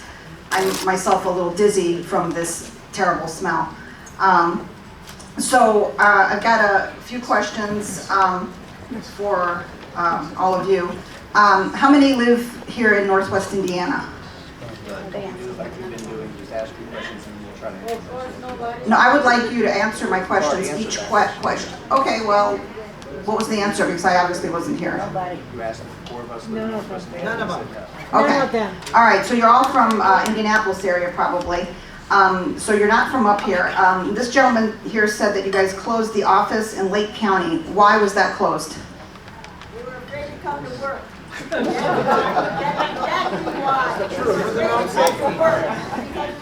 I will do my best to help you get through this, but I will tell you that everyone else has been asking their questions and then sitting down and answering them. So the simple answer to yours is we did not close the Lake County Northwest Regional Office. It still exists. It exists in Valparaiso. Registered Abberton is commenting. In fact, as we moved it, we did not close it. That's the answer to your question. Let's trade houses. Okay, but it was closed in Lake County. Okay, which is the... Still in Lake County. I'm sorry? Valparaiso is in Porter County, sir. Right. So Northwest City, I apologize. Yeah, I mean, we've been here a long time. No, it's okay. I mean, I don't know if you realize, but Lake County is the second largest county in the state of Indiana in terms of population. It's really, this county Northwest Indiana is the economic engine of the state of Indiana. I don't know if all of you realize that. It's a powerhouse, and the people who live here are some of the hardest working people in the entire country, okay?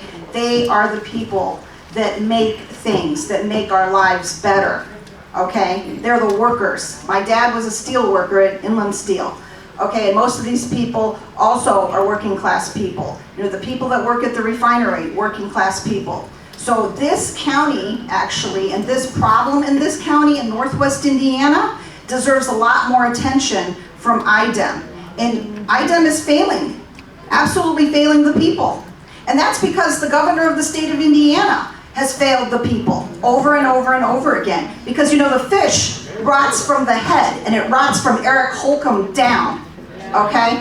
He sets the agenda, and he does not care about what's going on here in Northwest Indiana. So one of the things I wanted to know was there are missing documents in this permitting process. So I want to know if you guys are going to get all the documents. I'm going to start off with the first one. Leak and detection and response plan. Has BP prepared one? Has it been submitted to IDEM? Has IDEM approved it? Will IDEM release it and allow at least 60 days for public comment before issuing the permit? So that first one was leak and detection response plan. Second one is preventative maintenance plan. Same question. Has BP prepared one? Has it been submitted to IDEM? Has IDEM approved it? Will IDEM release it and allow at least 60 days for public comment before issuing the permit? The third one, emergency reduction plan. Has BP prepared one? Has it been submitted to IDEM? Has IDEM approved it? Will IDEM release it and allow at least 60 days for public comment before issuing the permit? Next one, number 4, is the risk management plan. Has BP prepared one? Has it been submitted to IDEM? Has IDEM approved it? Will IDEM release it and allow for 60 days for public comment before issuing the permit? And then the last one here is the compliance schedule, okay, for remedying ongoing non-compliance with permit limits and a court-ordered consent decree. Same questions. Has BP prepared one? Hasn't been submitted to IDEM? Has IDEM approved it? Will IDEM release it and allow 60 days for public comment? And you know, just so everybody knows, you know, I mean, we all believe that the people can make a difference. That's why we're all here. So I know David here said these, you know, you guys probably have your minds made up or whatever, but it's our job as citizens to push back on you and hold you accountable. That's our job as citizens. So you may do whatever you want to do, but we're going to fight back. We're going to expose what IDEM is doing and how you're failing the people here in Northwest Indiana. And the fact that you don't care. I invite all of you to come and live here for a month, here in Whiting. Smell the air. Live here how the people are living. Experience what they're experiencing. The fact that you have so many sick people, that's outrageous. Indiana deserves better. The people of Northwest Indiana deserve better. But I want the opportunity for you to answer my questions, please, sir. We have an extra bedroom. Indiana hates Boone County. Okay, so with response to the LDAR plan, I will look into that. I don't know where in the permit you're referring to requiring an LDAR plan. There are LDAR plans required in some of the NSPSs and NESHAPs, but those are specified in the NSPS and NESHAP. There's not a specification for them to develop one. We will look into that if you will submit a comment. That's not necessary to ensure compliance? They are already specified in the NSPS and NESHAP conditions. There are several NSPS and NESHAPs that I know have LDAR embedded in them. So I have to say you're using like these little acronyms? National But I don't know the acronyms because, you know, I'm not an expert like you. Could you please state the entire, you know, all the words that are in this acronym so we all can understand what you're referring to? 40 CFR 60 contains new source performance standards. They can apply to an industry, they could apply to a piece of equipment. Numerous NSPSs apply to BP. Several of them have embedded in them the requirement to conduct LDAR. Those plans are not something that BP develops. Those are plans that are already in place that BP follows. There are also national emission standards for hazardous air pollutants. Those are incorporated at 40 CFR 63. Again, those can apply to an industry sector or they could apply to a specific piece of equipment. Several of them also have LDAR plans. Again, BP does not develop the LDAR plan, BP follows the LDAR plan. And so those are, I think that's the answer to the LDAR. PMP. PMP plans, they're required to develop, maintain, and implement. The inspector oversees that. The inspector reviews the PMP plans. PMP plans are also reviewed sometimes as part of enforcement actions. They are not part of the permit. They are not part of the public notice period. Emergency reduction plans. Again, I've spoken to these. I do know for a fact that BP has submitted one back in the early 80s, I believe. It is in VFC. This was a What's VFC? Virtual file cabinet. And if you get a citizen summary off the back table, we have information on how to get to our virtual file cabinet and how to log in and look at it. And you're talking about something that was submitted in 1980? So let me, yeah, it's in there. Let me give you a little history. You've had your 3 minutes. Yeah. I mean, should it be updated? This is not an ongoing discussion. If you want to sit down, we can finish answering your questions. No, I'm just You've listening had here. your 3 minutes. No, you're continuing to ask You questions. continue to ask additional questions. Well, I'm doing like follow-up questions because I'm not understanding some of what she's saying. Please. Go ahead, ma'am. No, we're gonna go ahead and just wait. What, you're waiting for what? We have to You're wasting we're trying time to now, treat not her. everyone else. No, she's wasting time. No, because you she's are. not about it. Answer the question. Asking legitimate questions that you guys. Which we've are answered. playing Wait a games minute. with. Excuse me. We've Excuse already, you. You're not. Yeah, We are excuse trying you. to No create. excuse for the lies y'all are up there saying. As I mentioned before, we are trying to create some decorum in this meeting, which means everyone's given a certain amount of time to ask their questions. We've already been over Then this more than answer once. them. She was answering your questions, I'm but listening. you're Then let asking them. more questions while we Well, answer I was not Ma'am, aware that that's prohibited. I mean, You made that that's, very clear up front. I'm sorry, I missed the first 10, 15 minutes of the meeting, so go ahead. We just want to make sure that everyone has an opportunity to ask questions. We already do have people that are leaving the meeting because this has gone over a little bit long. We want to make sure that we're able to stay on a schedule that allows the people that have filled out speaker forms to speak. So, We have several. so I will continue to answer and respond, but I'm going to ask that you do not start a debate with me. Okay. This is not a discussion. This is my responding to your questions. Okay. So zip it, please, and I'll be quiet when it's my turn. Zip it, please. Okay, ERP, emergency reduction plans. I think there's a misunderstanding, and I can see where the confusion comes in. An emergency reduction plan is not something that they do in response to a tank rupturing or something that would cause flaring. Emergency reduction plans were put in place back in the late 1970s. And in the regs, it has our air monitors that we've talked about. If one of those air monitors was to go high for a certain pollutant, and those values are specified in our regs, then the company has an emergency reduction plan that they have submitted to IDEM. We would call the companies that we felt were impacting that monitor and tell them to put their emergency reduction plan in place.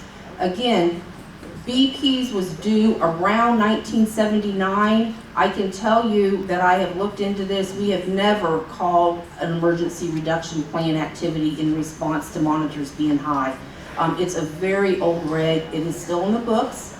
They are still required to have one, and you can check that box. It does not belong in the permit, and it is not subject to public notice.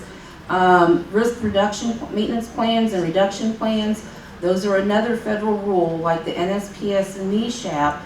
It is another federal rule. This federal rule does not go into the permit. We have a condition in the permit that states that you must comply with 40 CFR 68, which is the risk reduction plan. The inspector will review their plans and make comments, and it's an informal approval, but again, these are not subject to being part of the permit or the public notice associated with the permit. The last one is the compliance schedule. That is, again, a very large topic without giving me a specific situation that you feel the permit is not addressing and bringing a certain scenario back into compliance. I can't respond to that. As Matt has explained, Mr. Stuckey has explained, when a company has enforcement, sometimes part of their enforcement action is to look at and see if there can be strengthening of the PMP plan or possibly something that could go in the permit to help bolster the compliance. But it without specifications of what you're looking at, and you're done, Without specifications of what you're looking at, I can't respond. If you have specific scenarios in the permit that you would like us to look at and respond to, please submit a written comment. We will look into it and we will address it in the addendum to the TSD or a response to written comments. Well, I Thank you. did ask permit limits and a court-ordered consent decree. I did mention those under that section. That court-ordered consent decree is probably 200 pages long. There are numerous limitations in there.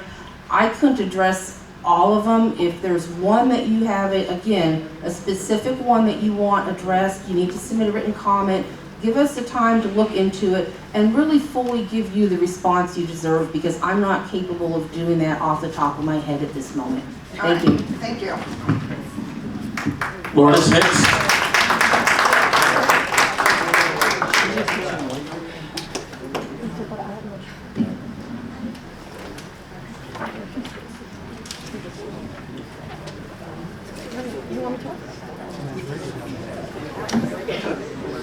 Lourdes Hicks.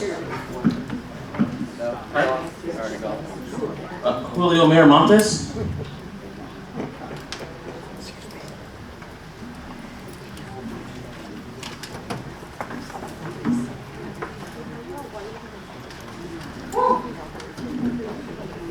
Good evening. My name is Julio Miramontes, and I'm a resident of the southeast side of Chicago neighborhood. I'm here as a volunteer with the Southeast Environmental Task Force. And the first thing I really want to start off with is the definition of insanity is doing the same thing over and over again and expecting different results. How high of cancer rates and asthma rates do we have to see until we finally do something different? You guys all sit up here and you guys are all public servants. You're here to serve the public. I understand there's policy involved and all of the jargon, but at the end of the day, you don't have to go very far here to see, brownfields, to see EPA Superfund sites. So I don't want to sit up here and be reactive. I want to be proactive to make sure that we aren't continually causing environmental harm to our communities. We're living in unprecedented times. Unprecedented air quality. We saw it from the forest fires last year. You see the floodings that happened, just a few months ago. These things are only going to get worse. You can sit here and tell me what you can or can't do, but at the end of the day, I'm a public servant too, and I know that you all don't work in silos. So meaning that to say that you can't communicate and collaborate with another intergovernmental agency to make sure that these people are protected, that's not true. It's just simply not true. So you can sit here and tell me according to the law, that's fine and all, but at the end of the day, we want results. We want some results here. So I would like a commitment to actually to have an impact study and with a focus on environmental justice. I think that we can talk about laws, but like I said, you don't have to go very far to see the impacts and how heavily burdened this community has been for really decades now. So yeah, really for me, I want to know what you will do to protect local communities from disproportionate harm and to be proactive.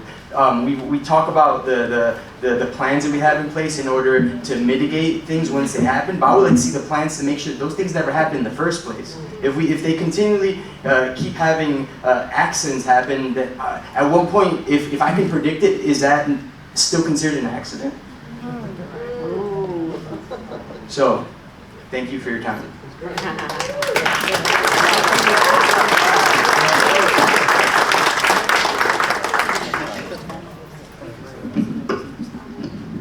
Thank you for your comments. Oscar Sanchez.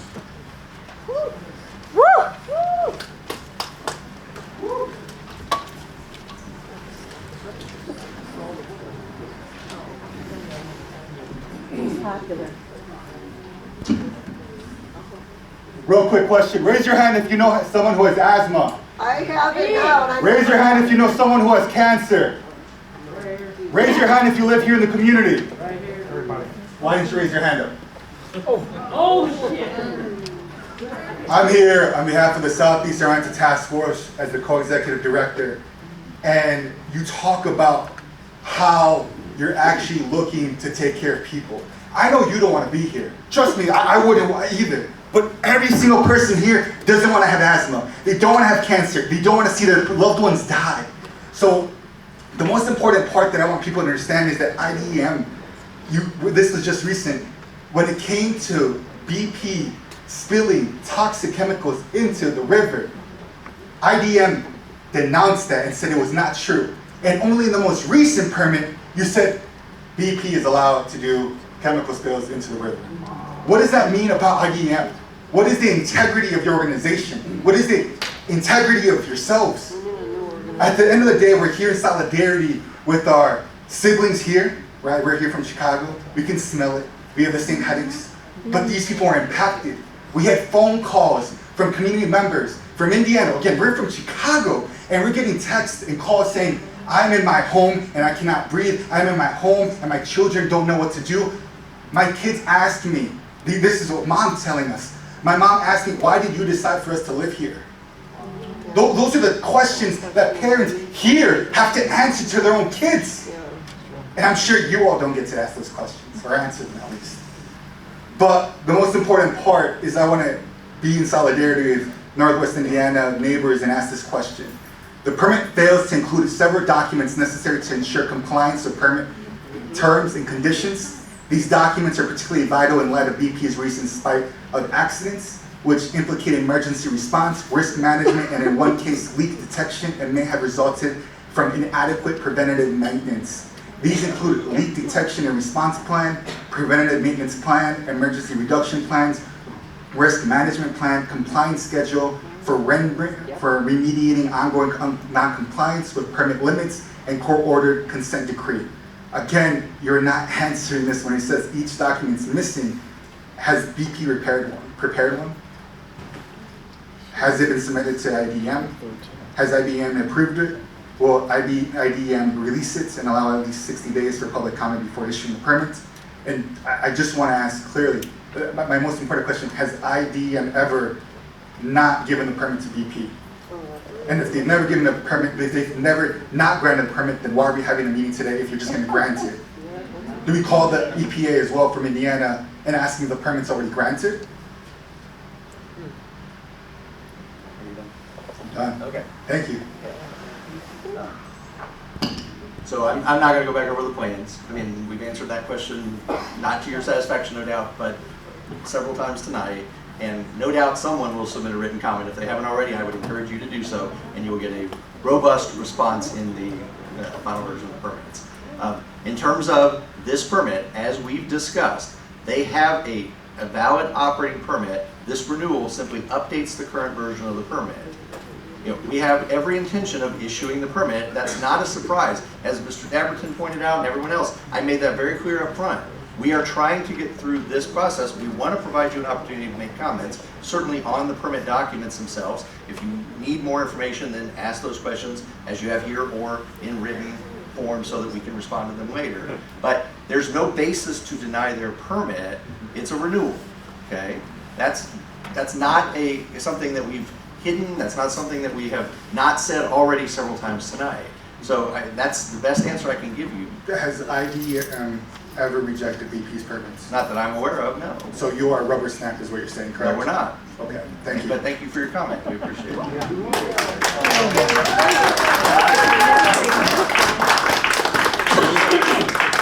I believe Ms. Maria has spoken and left already. Monica Ferreira.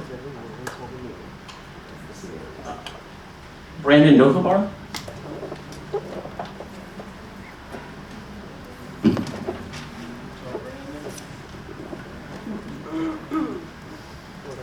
Hello, thank you for being here today. I will say that it's a stark reminder that IDEM is IDEM because it's the Indiana Department of Environmental Management, not protection. They're not here to protect you. They're here to manage the destruction of our environment. They're here to act as BP's spokesperson paid by the taxpayer to come here and give cover for all the things that you all know and live through every single day. You know it's true. But I promise you can write a letter and they'll give you a robust response. The Clean Air Act regulations require permits to identify the legal authority for each permit condition. This is essential for regulators and the public to evaluate the adequacy of permit conditions as well as the facility's compliance with them. The BP permit violates this requirement by failing to identify the legal basis for numerous conditions identified in the 2,366-page document that the public is expected to intelligibly respond to. And there is, in particular, I'd like to draw your attention to VOCs. It's volatile organic compounds. In that particular section, there is no limit articulated. There's no reference to the EPA statute. And I want to make something very clear. If you guys wanted to deny this permit on the basis that I just gave, citing the Clean Air and Water Act, you could. Do it! I already know that you're not going to, but I just want to point out for all of these folks, when they tell you that there's nothing that they could possibly do, they'll get up here and be BP's spokesperson all day.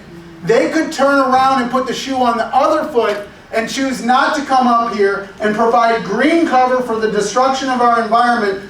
They choose to work this job. They choose to take a check. They choose to take money from the same state that collects taxes from BP to pay these stooges to get up in front of you and not protect a damn thing. You should be ashamed. And I already know what you're going to do. They already know what you're going to do. We're just happy to waste your time like you waste ours.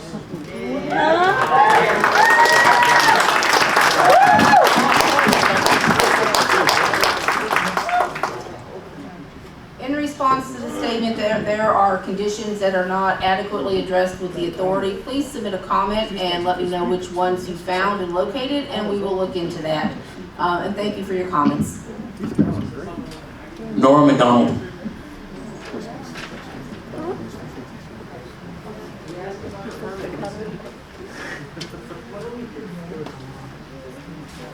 Hi. So, I feel like a broken record player, but for the last, 15, 20 minutes, I've been thinking about a lot of things and how to best address everyone in this room, not only you folks up here who have generously come down to Minneapolis to listen to us. I've heard the ladies say how, and gentlemen that have said how sick they are in this area, how frustrated they are with the explosions, the spills, overtime. Like you said, going back to the 70s is when the Clean Air Act started. I feel like I have a unique perspective here because I have lived in Michigan City for nearly 4 years, but I grew up in the southwest side of Chicago, in Beverly. And at the age of 22 months old, I was diagnosed with ALL leukemia. And when I hear about folks getting sick, it tugs my heart. And I'm sure that all of you, like everyone in this room, know somebody who has had cancer, possibly a child. Now, someone has asked you all, where do you live? And clearly it's not here in Northwest Indiana. Do you have children? Are you married? And if you do have children, are you thinking about them when you're writing these permits, as these folks have, you have substantial experience? I know I work with a summer camp in Chicago called One Step at a Time. Children's Oncology Services are the grant writers so that these children and these patients can attend camp with no funds. It's all done through donations. So my point here is the bigger picture. I'll give you another personal example. I was denied access to the Air Force because I was a survivor. So when you think about these things, I realize you all are doing your jobs. I realize this. My mom was a teacher for the Chicago Public Schools. My dad worked for the city of Chicago. There are limitations. I understand that. I've been to Congress and I have rallied for better bills that protect survivors and patients like me, because most of the time, families can't afford what, God bless, my family was able to because of, there was a woman who was just here who was saying about union workers. That's a great thing, My uncles are all union workers. We do need jobs in this area. I don't even live in this area and I know this. I know this. But you can do it right. And you don't have to hurt children and you don't have to hurt adults. My question for you, all right, well, 2 questions. Can I have the names of all of you all over again and your numbers so that when something is done or not done, I can come straight to you? Because clearly 800 numbers or making a comment through the line of people, as we've heard over and over tonight, is not going anywhere. So please, help us. Help your children. I'm 36 years old. I'm a proud cancer survivor. I don't want to die of lung disease tomorrow. Thank you.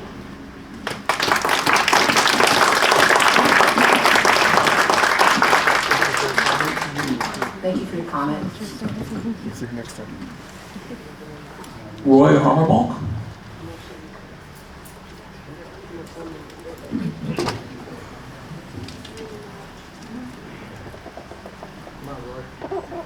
Yes, my questions aren't necessarily about all, you heard it all over and over again. I got a question, if I could, regarding the BP. Is there anybody here from BP? I'm not talking about an official representative, even somebody who just has knowledge, who worked at BP or works at BP. Is there anybody here? I'm asking for a reason. Anybody? Nobody. Well, maybe Frank Thomas could help me out with this, and Ms. Marsh, like a chronology of events, if you will. And then when I mention it, it's based on the near miss we just had the other day. So, a neighbor of mine, I live here in Whiting. This is somebody who, without spilling too many beans, this is inside information. He said, man, what you had was BP, the environmentalists on one hand, asking BP, hey, we got too much pollution, let's recycle some of this gas. I could be wrong on this, so I was hoping that somebody from BP was here. So BP's like, okay, we're pressured, we got to recycle all this. I don't know when this happened over the last 20 years, 10 years, I'm not sure.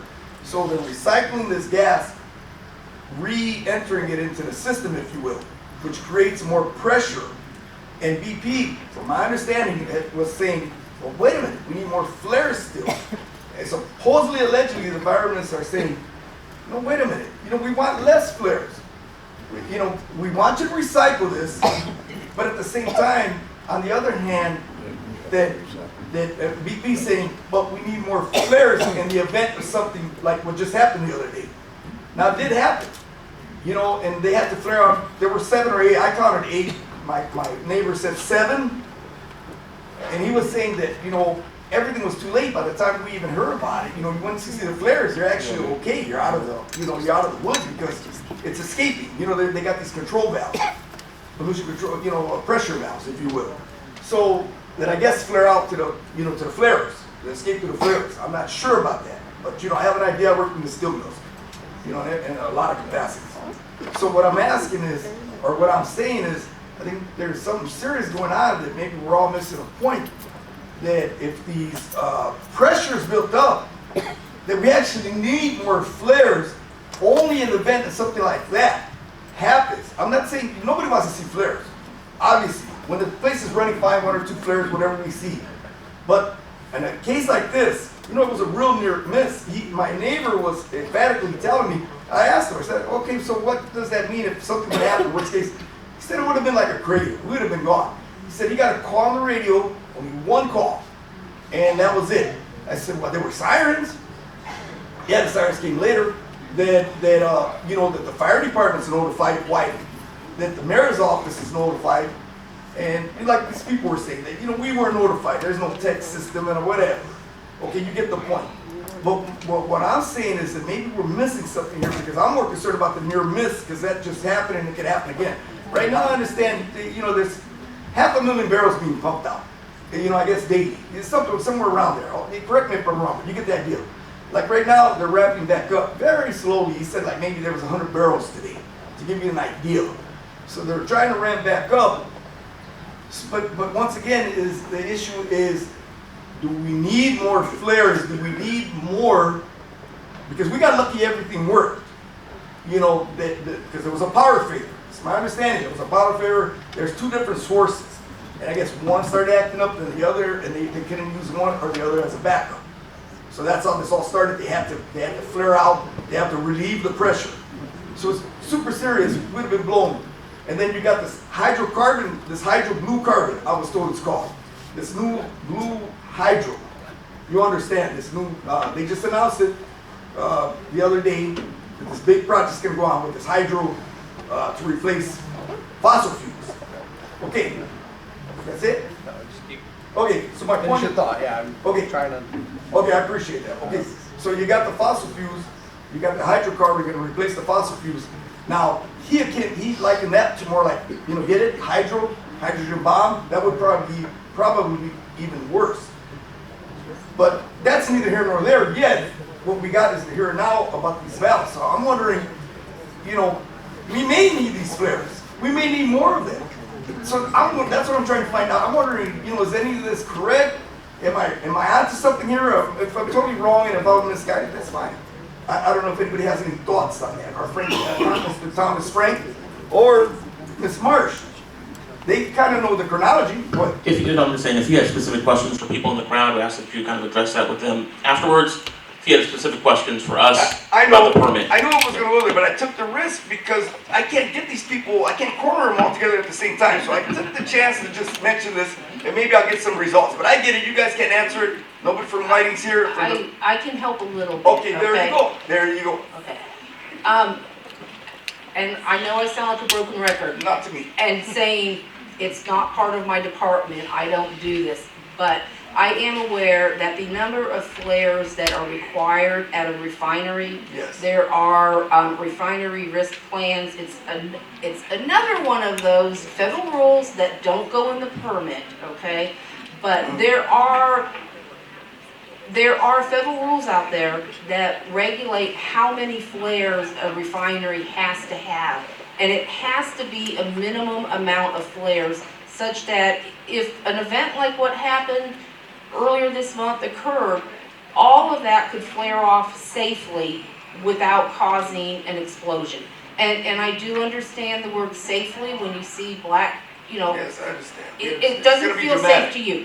Yes, but it is enough to avoid the refinery having an explosion. So the number of flares is mandated.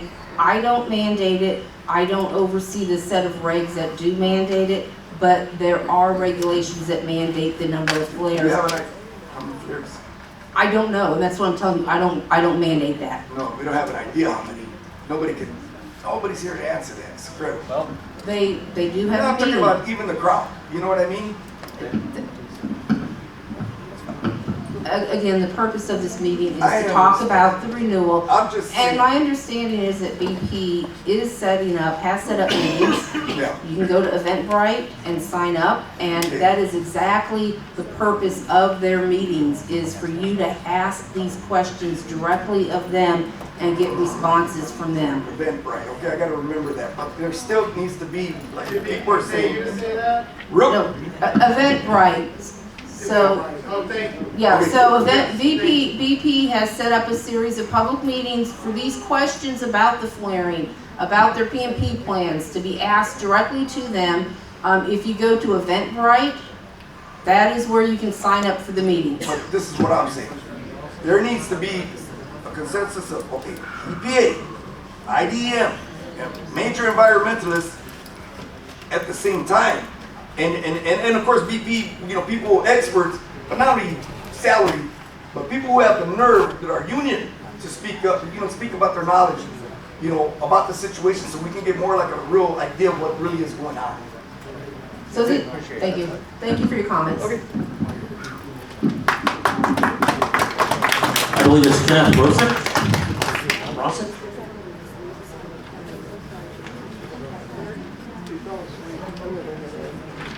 You have more info on BP's Eventbrite than the permit.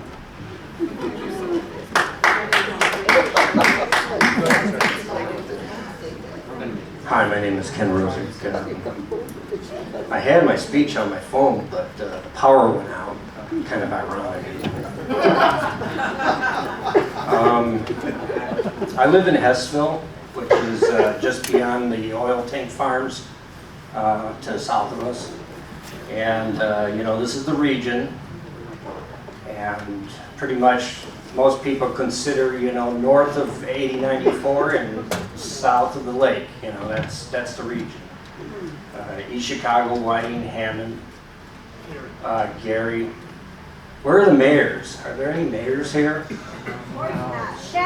See, this was something I would have to say, we've been trying to save a little patch of natural habitat in this area. Okay, I say this because I have been working with IDEM. Okay, and believe it or not, they're not that horrible, population. They really try to do their jobs.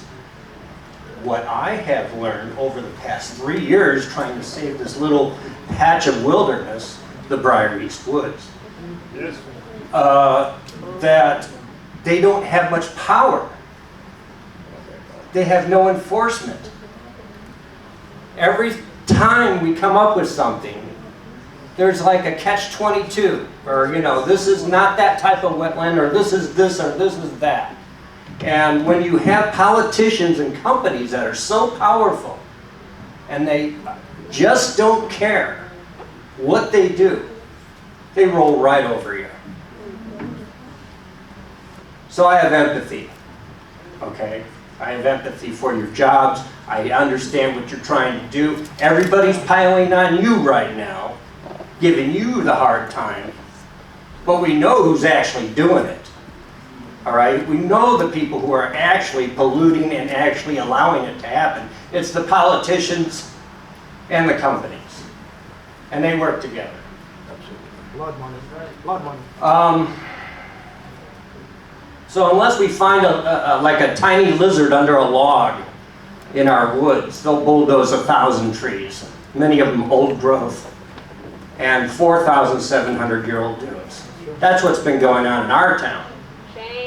We don't have the BP problem on our part of town. We've got the railroad. And if it's hard to get BP people up to be responsible for their actions, try getting the railroad to do the same. It's even harder.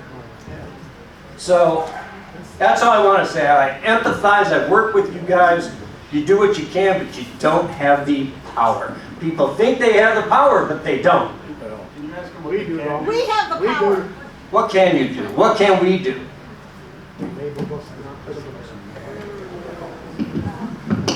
Thank you for your comments. I will try to address that. I think, what he's saying is kind of the same thing I was saying earlier, only in a little bit different way. Whether you are, he's empathetic. I don't think anyone mostly here is sympathetic to us. We're trying to do our job. Our job is limited. The amount of authority that we have is limited. The idea that the state or that state agencies have unlimited discretion and power is a misnomer. That's clearly not the case. The simple answer to your question, I think, the two questions I heard just now, one was what can we do and what can you guys do? I've tried to address that a little bit earlier in terms of what you can do. You come to these meetings, try to understand what's going on, be involved, get answers to your questions as best you can, comment on the permits. In terms of, notwithstanding comments that were made earlier, what I said was true, that the laws themselves are made by the legislators, they're made by Congress. We comment on, and you guys have the opportunity to comment on those rules as they've come out and as they're revised. Someone else earlier said vote. Agreed. What I'm really pointing to though there is, if you don't feel like your state legislators are doing what you want, that's an area that you need to focus on. They give us the authority that we have. You may not like that, and what I said earlier was also true, and I know there were comments made on this. The state of Indiana, based on statute, legislative action, says essentially, without getting into the details, it says essentially that the state of Indiana, regulatory agencies cannot be more stringent than the EPA. The Clean Air Act does allow states to implement more requirements, but we don't have that ability at this point. So federal rules are federal rules, and those are where you focus your attention. I'm sorry, I can't really, we still have people to get through. So if you want to sign up and be the last speaker, you're welcome to do so. Okay. Antonio Hernandez. Are you guys ordering pizza? I'll go get it. I thought you were doing that. Oh. Hello, I'm Antonio Hernandez from Hammond, Indiana. I was born a few miles away from here. My dad's from here and my grandfather, and I know that manufacturing like BP, US Steel are very important to Northwest Indiana, but I'm not sure who it's enriching. We have a century of these plants and nothing but working class families. Anyone who gets any amount of money leaves because the quality of life here is poor. I'm not a scientist, but I know the air reeks, the water's dirty, and I wouldn't eat the fish in these ponds if I was starving. Everyone's been trying to talk to you guys, and we keep getting state EPA regulations, and all I hear is that we're just going to get the bare minimum, that if you could do less, you would, or if you were told to do less, you just do it. And I think the hundreds of thousands of lives here are worth more than that. Thank you.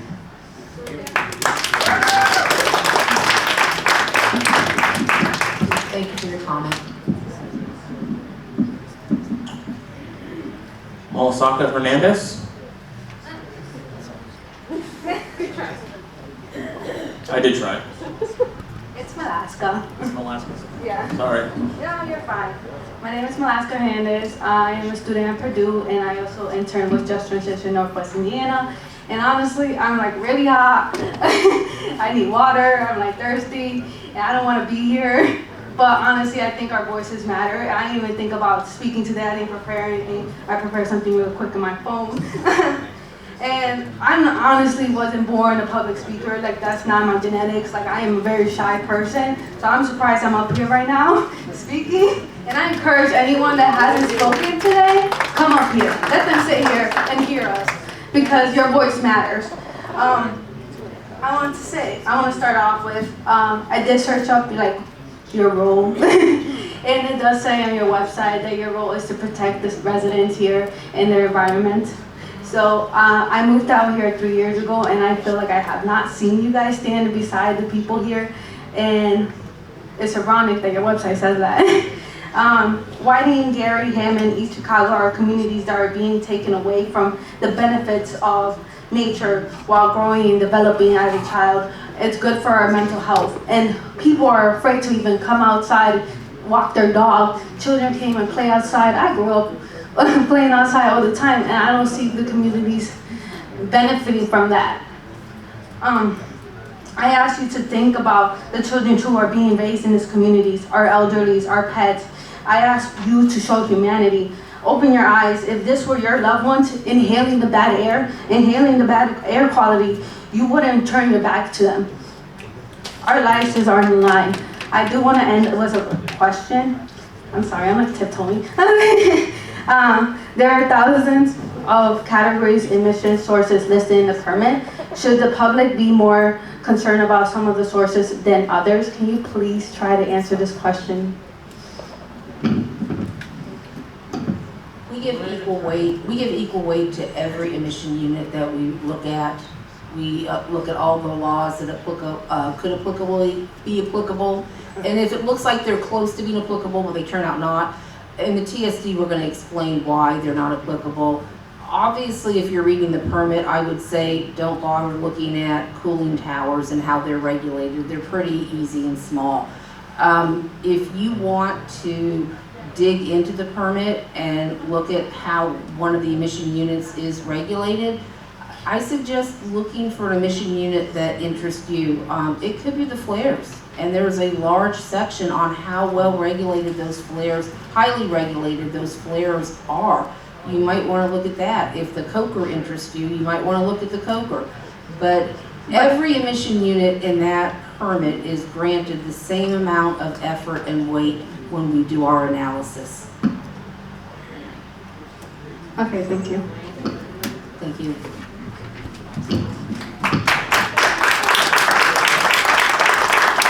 Our final speaker form is from Kadia Bruce, I believe.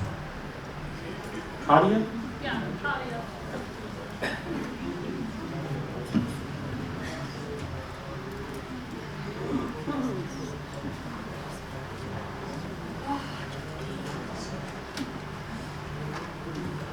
Good evening. My name is Kadia. I work for the Hoosier Environmental Council. I didn't intend to speak today. I work on asthma and air quality programming and education for my organization. I drove 3 hours to be here. I'm staying overnight. I go back tomorrow to Indianapolis. But I want you guys to do something for me, please. Okay? I have one comment and 2 questions. Everybody here who's been in this meeting today, who's either left early or still standing, they have pled with you. Dang near begged. They shared their stories, and they're asking for help. For you to empathize at the bare minimum. And I'm not saying you aren't. But the tired looks on your faces, dang, I'm tired. I've been up since, 8 a.m. this morning and drove 3 hours to be here. I'm tired. Dang, I'm shaking. But I'm asking you to try to actively listen to them and to empathize with their stories. I get it, you can't do much. You're bound by whatever political laws, whatever legislators are currently in office. Okay, cool. I got it, I really do. My questions. Does the air permitting office have the ability to schedule another meeting with these people from Whiting, Indiana, to get the proper people to address their questions? The enforcement compliance people, whoever they need. Is that within your bounds? 1. 2, what will it take to get environmental justice, policies, statutes, whatever needs to be considered in that realm for this area, for Northwest Indiana? Because I was in that hallway, into the bathroom, and I was like, dang, this air stinks. It's gross. And I'm sorry, I'm gonna say it. I'm sorry that you all have to sit here and put up with that. If they won't say it, I will. Thank you. Thank you. Thank you. Those are my 2 questions. Thank you for your time. I appreciate it. Thank you for coming out.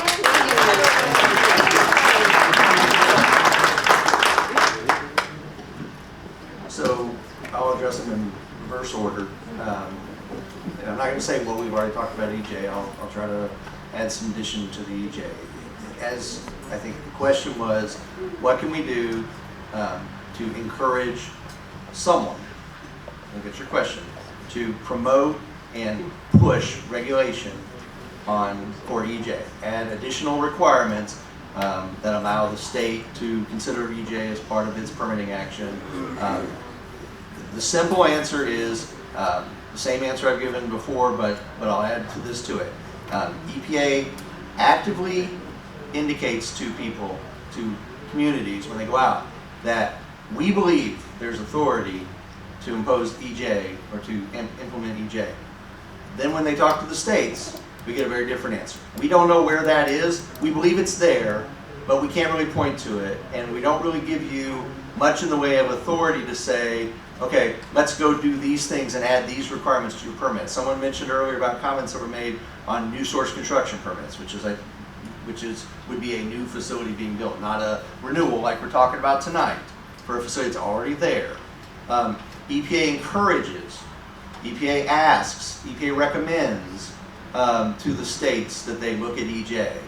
They don't ask, they don't tell us to do it, they don't require us to do it, they don't point to any authority that allows us to do it, and in the state of Indiana, we don't have any state regulations to allow for it, so we don't do it.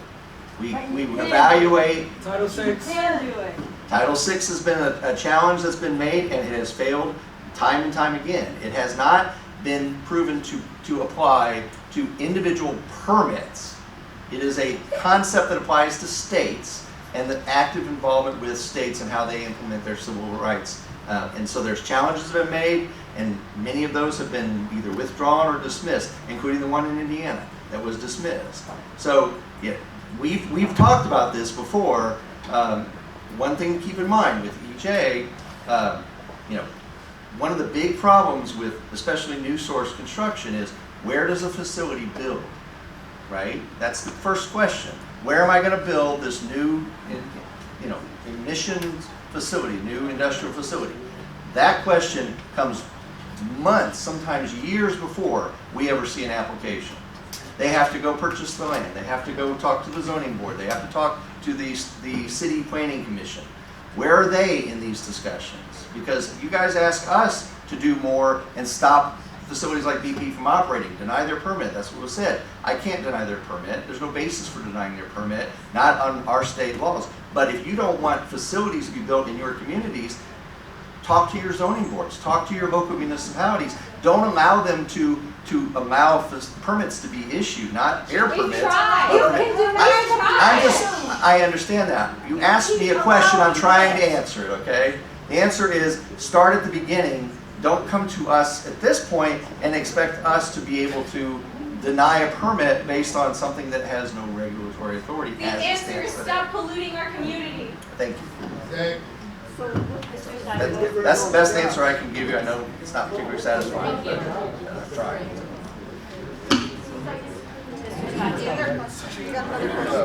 At this time, we've gone through all the speaker forms. We'd like to open up the floor to questions for other folks who have not had an opportunity to speak, or if you had an additional question that you'd like to pose, we ask that you come up in an orderly manner and ask your questions once at a time.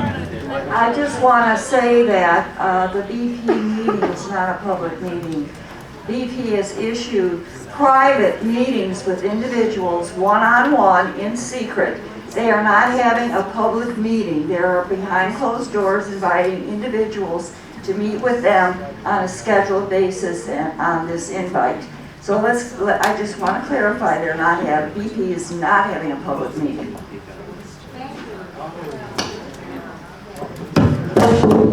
Hold on. Okay. All that I can tell you is the information that we saw on their website. They have scheduled 4 meetings that I understand. 25 persons per meeting, and you have to sign up to go to them. No, I'm not going to debate it. I'm just telling you that's the information we had coming in. So. I just want to comment, it's ironic that they're only willing to see 25 people at a time, as if it's not an entire community being poisoned. I want to be As you stated earlier, you said that part of what we can do when somebody asked was come to these meetings, but if we just talked about that coming to these meetings is pointless because you're going to approve it anyway, what part is that helpful to us? I mean, coming here and talking to you guys does nothing. And like you said, yes, we should go to our senators and get them to approve this, but like Tim Selva mentioned, the senators have no interest. They're all right-winged. You have influence at BP. You can at least get a meeting one-on-one with the actual CEO and actually speak to them, unlike we can. But you are the own front line of defense for us, and we're getting nowhere just coming to every single meeting we can possibly can, or voting and pretending we have a seat at the table, pretending we have any kind of representation. You're just taking our tax money and doing nothing with it.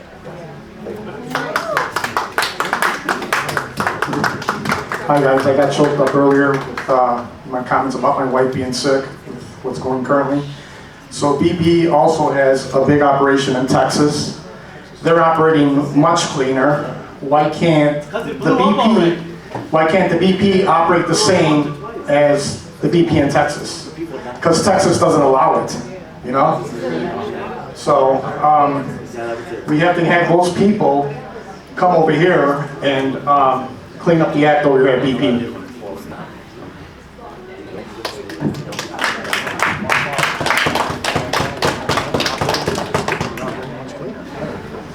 Okay, I have a couple questions that should be fairly easy to answer, I think.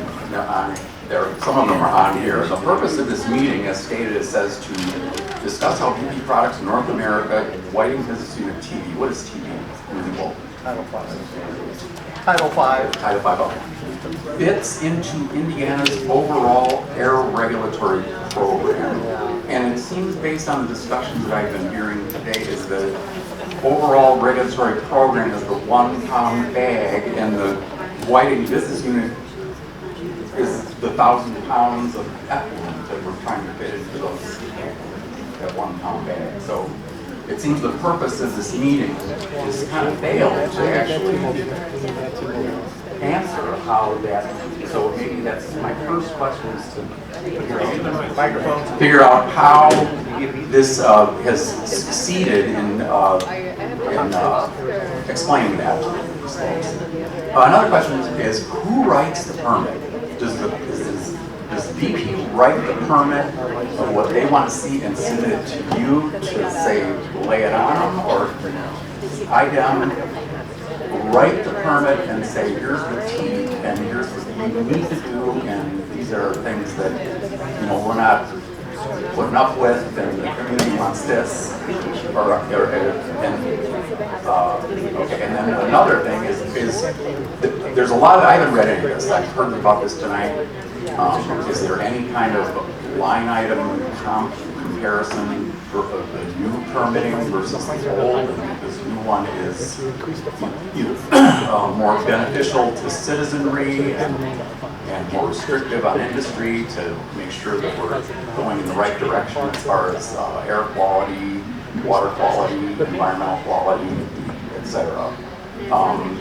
And another thing that it makes people nervous is to hear new source when it comes to pollution. It sounds like we don't want to have new sources. We want to have fewer sources. And the comment that was just made here about Texas helping us to understand how to operate a refinery. Maybe we want to push back on that a little bit, because when a flammable hydrocarbon vapor cloud ignited and violently exploded at the isomerization process unit of the BP oil refinery in Texas City, Texas, killing 15 workers, injuring 180 others, and severely damaging the refinery. BP has more blood on their hands than every other one. The explosion is the world's costliest refinery accident. So I guess Whiting, Indiana has been lucky in that regard. And that is kind of not the only one. We have also the Deepwater Horizon oil spill that is not a refining accident, but it's an environmental accident that was pretty widespread. So BP, my point there is BP has not been a good steward of its footprint in the United States since its takeover. I used to work there. I worked for Amoco. When BP took it over, it was like a nightmare. So that's my experience with BP. My dad worked at Amoco in 55, the 1 minute before sunrise, after sunrise, what it was. That explosion, we want to have, and when you hear about volcanoes that are erupting, you have these little rumbles here and an earthquake there, and some of these things that I'm hearing about, maybe those little events that here you get the explosion at some point where it really is catastrophic. So we want to avoid that. I think this community is very vocal about it. They're very committed. They're very, they're just good people to be trying to keep their community from being destroyed. We're gonna keep showing up too. Before they respond, I know that we're running late here, but we still have a couple of people that would like to speak. So I'm going to ask that we keep the side conversations to a minimum. If you have comments that you want to make with other people that are in the meeting, please take those out into the hallway, but we want to be able to hear and respond to the people that still have questions that they'd like to ask. Thank you. So we can answer. BP does not write a permit and submit it to us. They submit a list of emission units, characteristics. We review the information that they provide us. We go back with our questions. Sometimes we'll send an inspector out to ensure that we have a thorough understanding. We have multiple discussions. We will write the permit, we will draft the conditions, and then it goes on public notice. How about the comparison of the old versus the new? Is that something that the lay person could? It is in the technical support document. There is a section that will tell you what conditions were changed and why they were changed. Or they were removed and why they were removed. So yes, there is a list of changes that were made from the prior permit to this permit, and it is available in the technical support document. Okay, the public comment period ends like in 4 days, is that? Correct. So we're just doing this now, and I mean, there was a meeting that was supposed to be held like a couple weeks ago, and We extended the public comment period when we extended the, when we scheduled the new meeting. So this has been on public comment since December. And really the permit does not have substantial changes to it. If you've been following the permit, if you've been reviewing the permit throughout the years, you really just need to look at the technical support document, at the changes that were made, and that is where you would have to put your focus. And then what would the avenue people who want to get more restrictions? How do we, is that just voting, or is that just, I mean, kind of writing a comment doesn't sound like it's gonna, you know, do that. That's just a comment, that's just going by the It is a comment that we will respond to.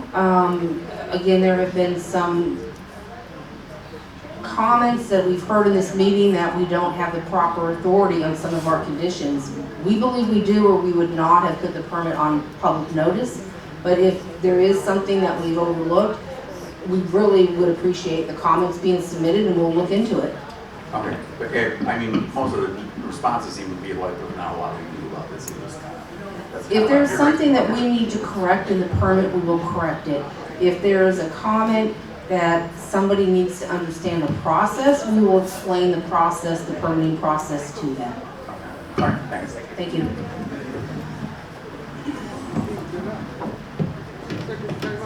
They're allowed to get up more than once. Hi, it's T again. I'm here to add that it took 2 global market crashes and the worst environmental disaster in recent memory to land BP in the hot water, and that they bounced back to normalcy because they were not held truly accountable by our environmental watchdogs here in the US or in the UK. We need resistance and change at all levels, not just federal and congressional. Meanwhile, this oil consortium has shown time and time again that it does not care about the damage that it has done or its potential to do more.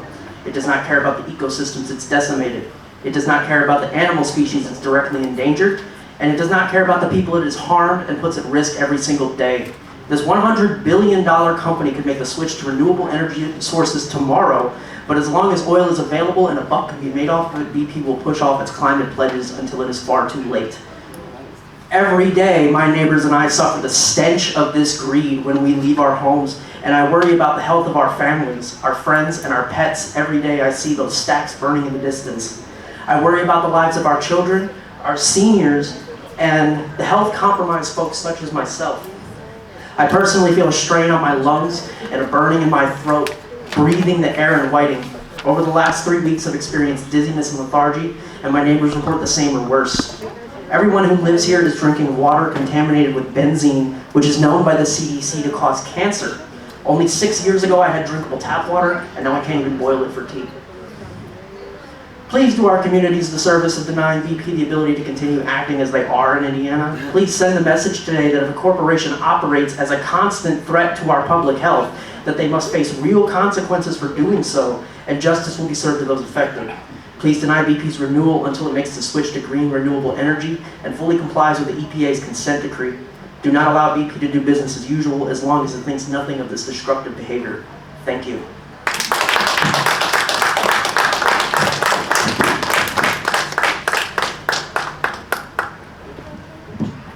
Hello again, Thomas Franklin, Chicago. For the last 10 years, we've come before you, you in particular, have spoken directly to you on several issues that we've had to deal with. We've negotiated. We've sit there, we've not just come to just meetings like this, but we've negotiated over months and weeks and years on some of these issues. We've gone and we got our legislators. We've gone through the process with you. We've got commitments like you on the CDF with the TSCA permit. We went for 6 months to a year negotiating to get a feasibility study that you wanted to commit $1 million to go do to see if we can put those PCB somewhere else than next to our high school. Then we went into COVID, and then we got on Zoom with you, and you guys said, no, we're stopping the process right now, we're going forward with it. This was a malignant practice. With the USS-led Superfund site, we negotiated for 3 years with the public process to clean up that land that 1,200 people were evacuated on. 3 years to bring it back up to residential levels. Then the superintendent of the EPA came in and wrote an executive order obfuscating that and saying, no, we're going back to industrial. The process isn't working. Your authority is public health. The public health isn't working. Indy East Chicago has the highest infant mortality rate in the state and has for 100 years consistently.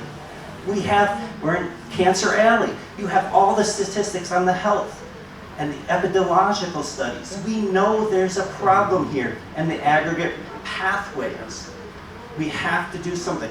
Now, let me just remind you, in early 1990s, East Chicago, Gary, and Hammond had their own authority by the EPA to approve permits and to do oversight and regulate the industry. They never found a violation in these industries. What occurred was the residents rose up, and the only city in the country to request the EPA that they take away the authority because there was no confidence. When Northwest Indiana, when it comes to IDEM, we're almost at that point. We lack confidence in you. We're maybe going to the EPA asking them to replace your authority on these permits because you have not, again and again, considered our health. This is a big problem. It's a serious problem. And we've been talking to you in particular about this again and again. You control the process and you play the game. It's a malignant game. And it hasn't worked out for us. Thank you.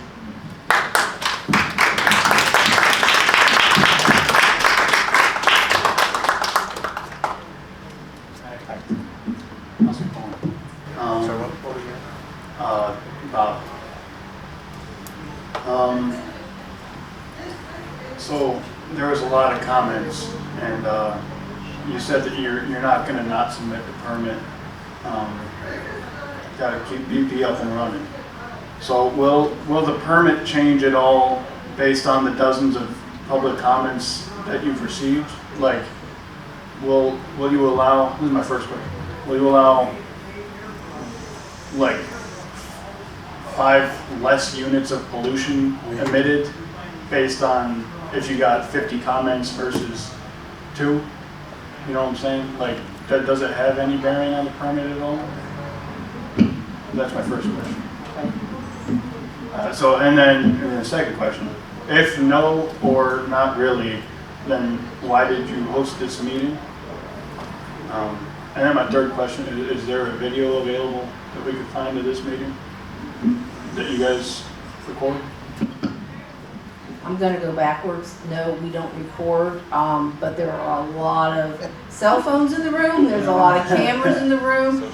I'm guessing I'm on YouTube somewhere this evening, okay? You'll be able to find it. Remind me again what the second one is. It's been a while. Yeah, if no. Okay, so I'll skip back to one. Are we going to remove units if 50 people ask versus 2? This is not a vote. And I don't vote on the permit. We issue the permit in accordance with the state and federal rules. If all the applicable state and federal rules are in the permit, then we're going to issue it.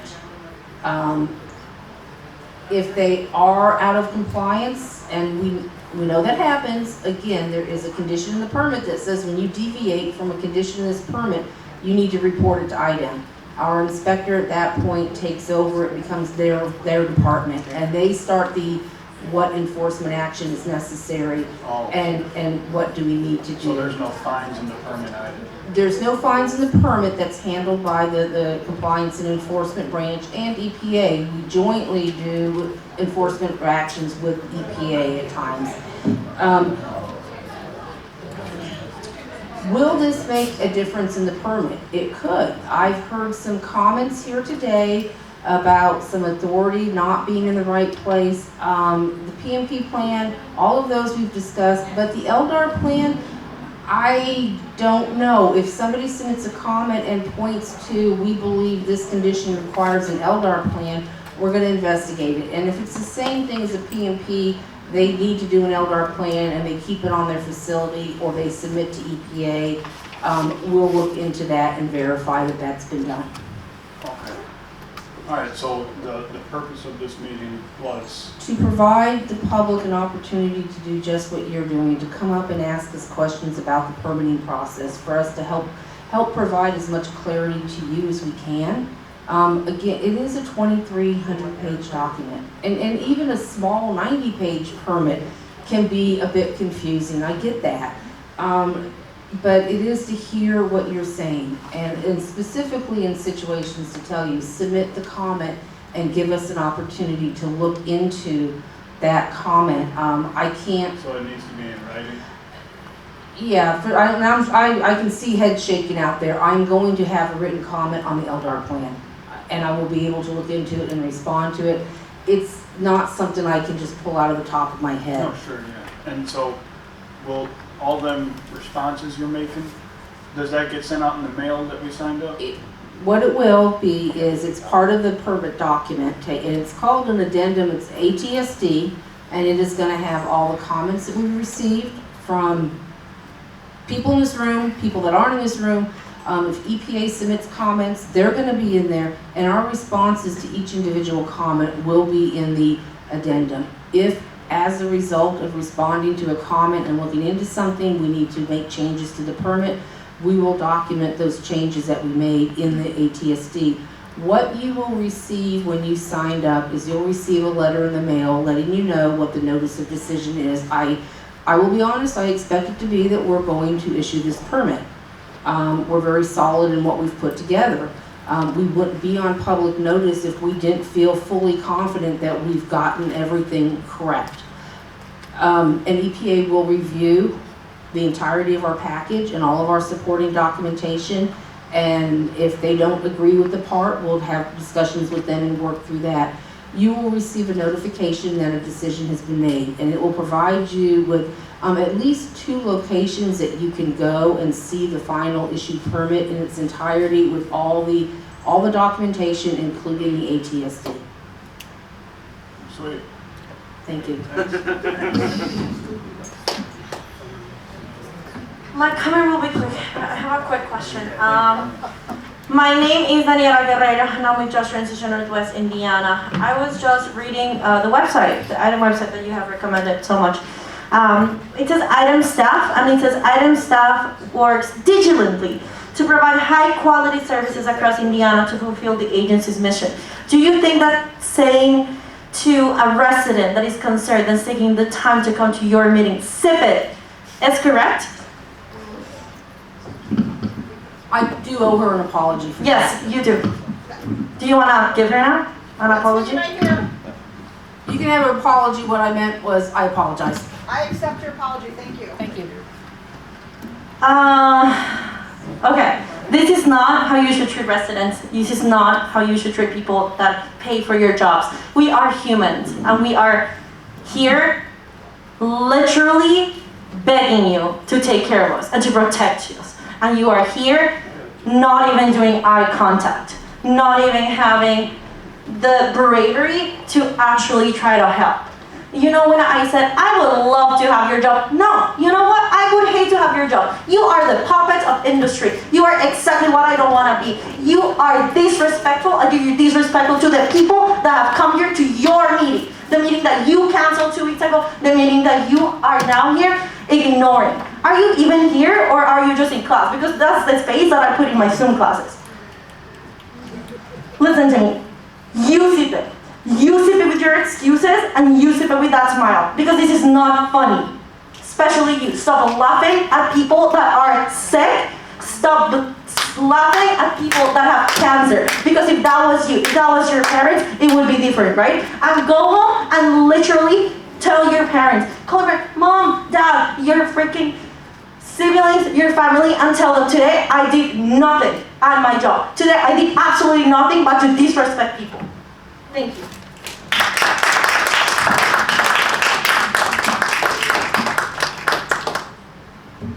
It appears that was our last speaker.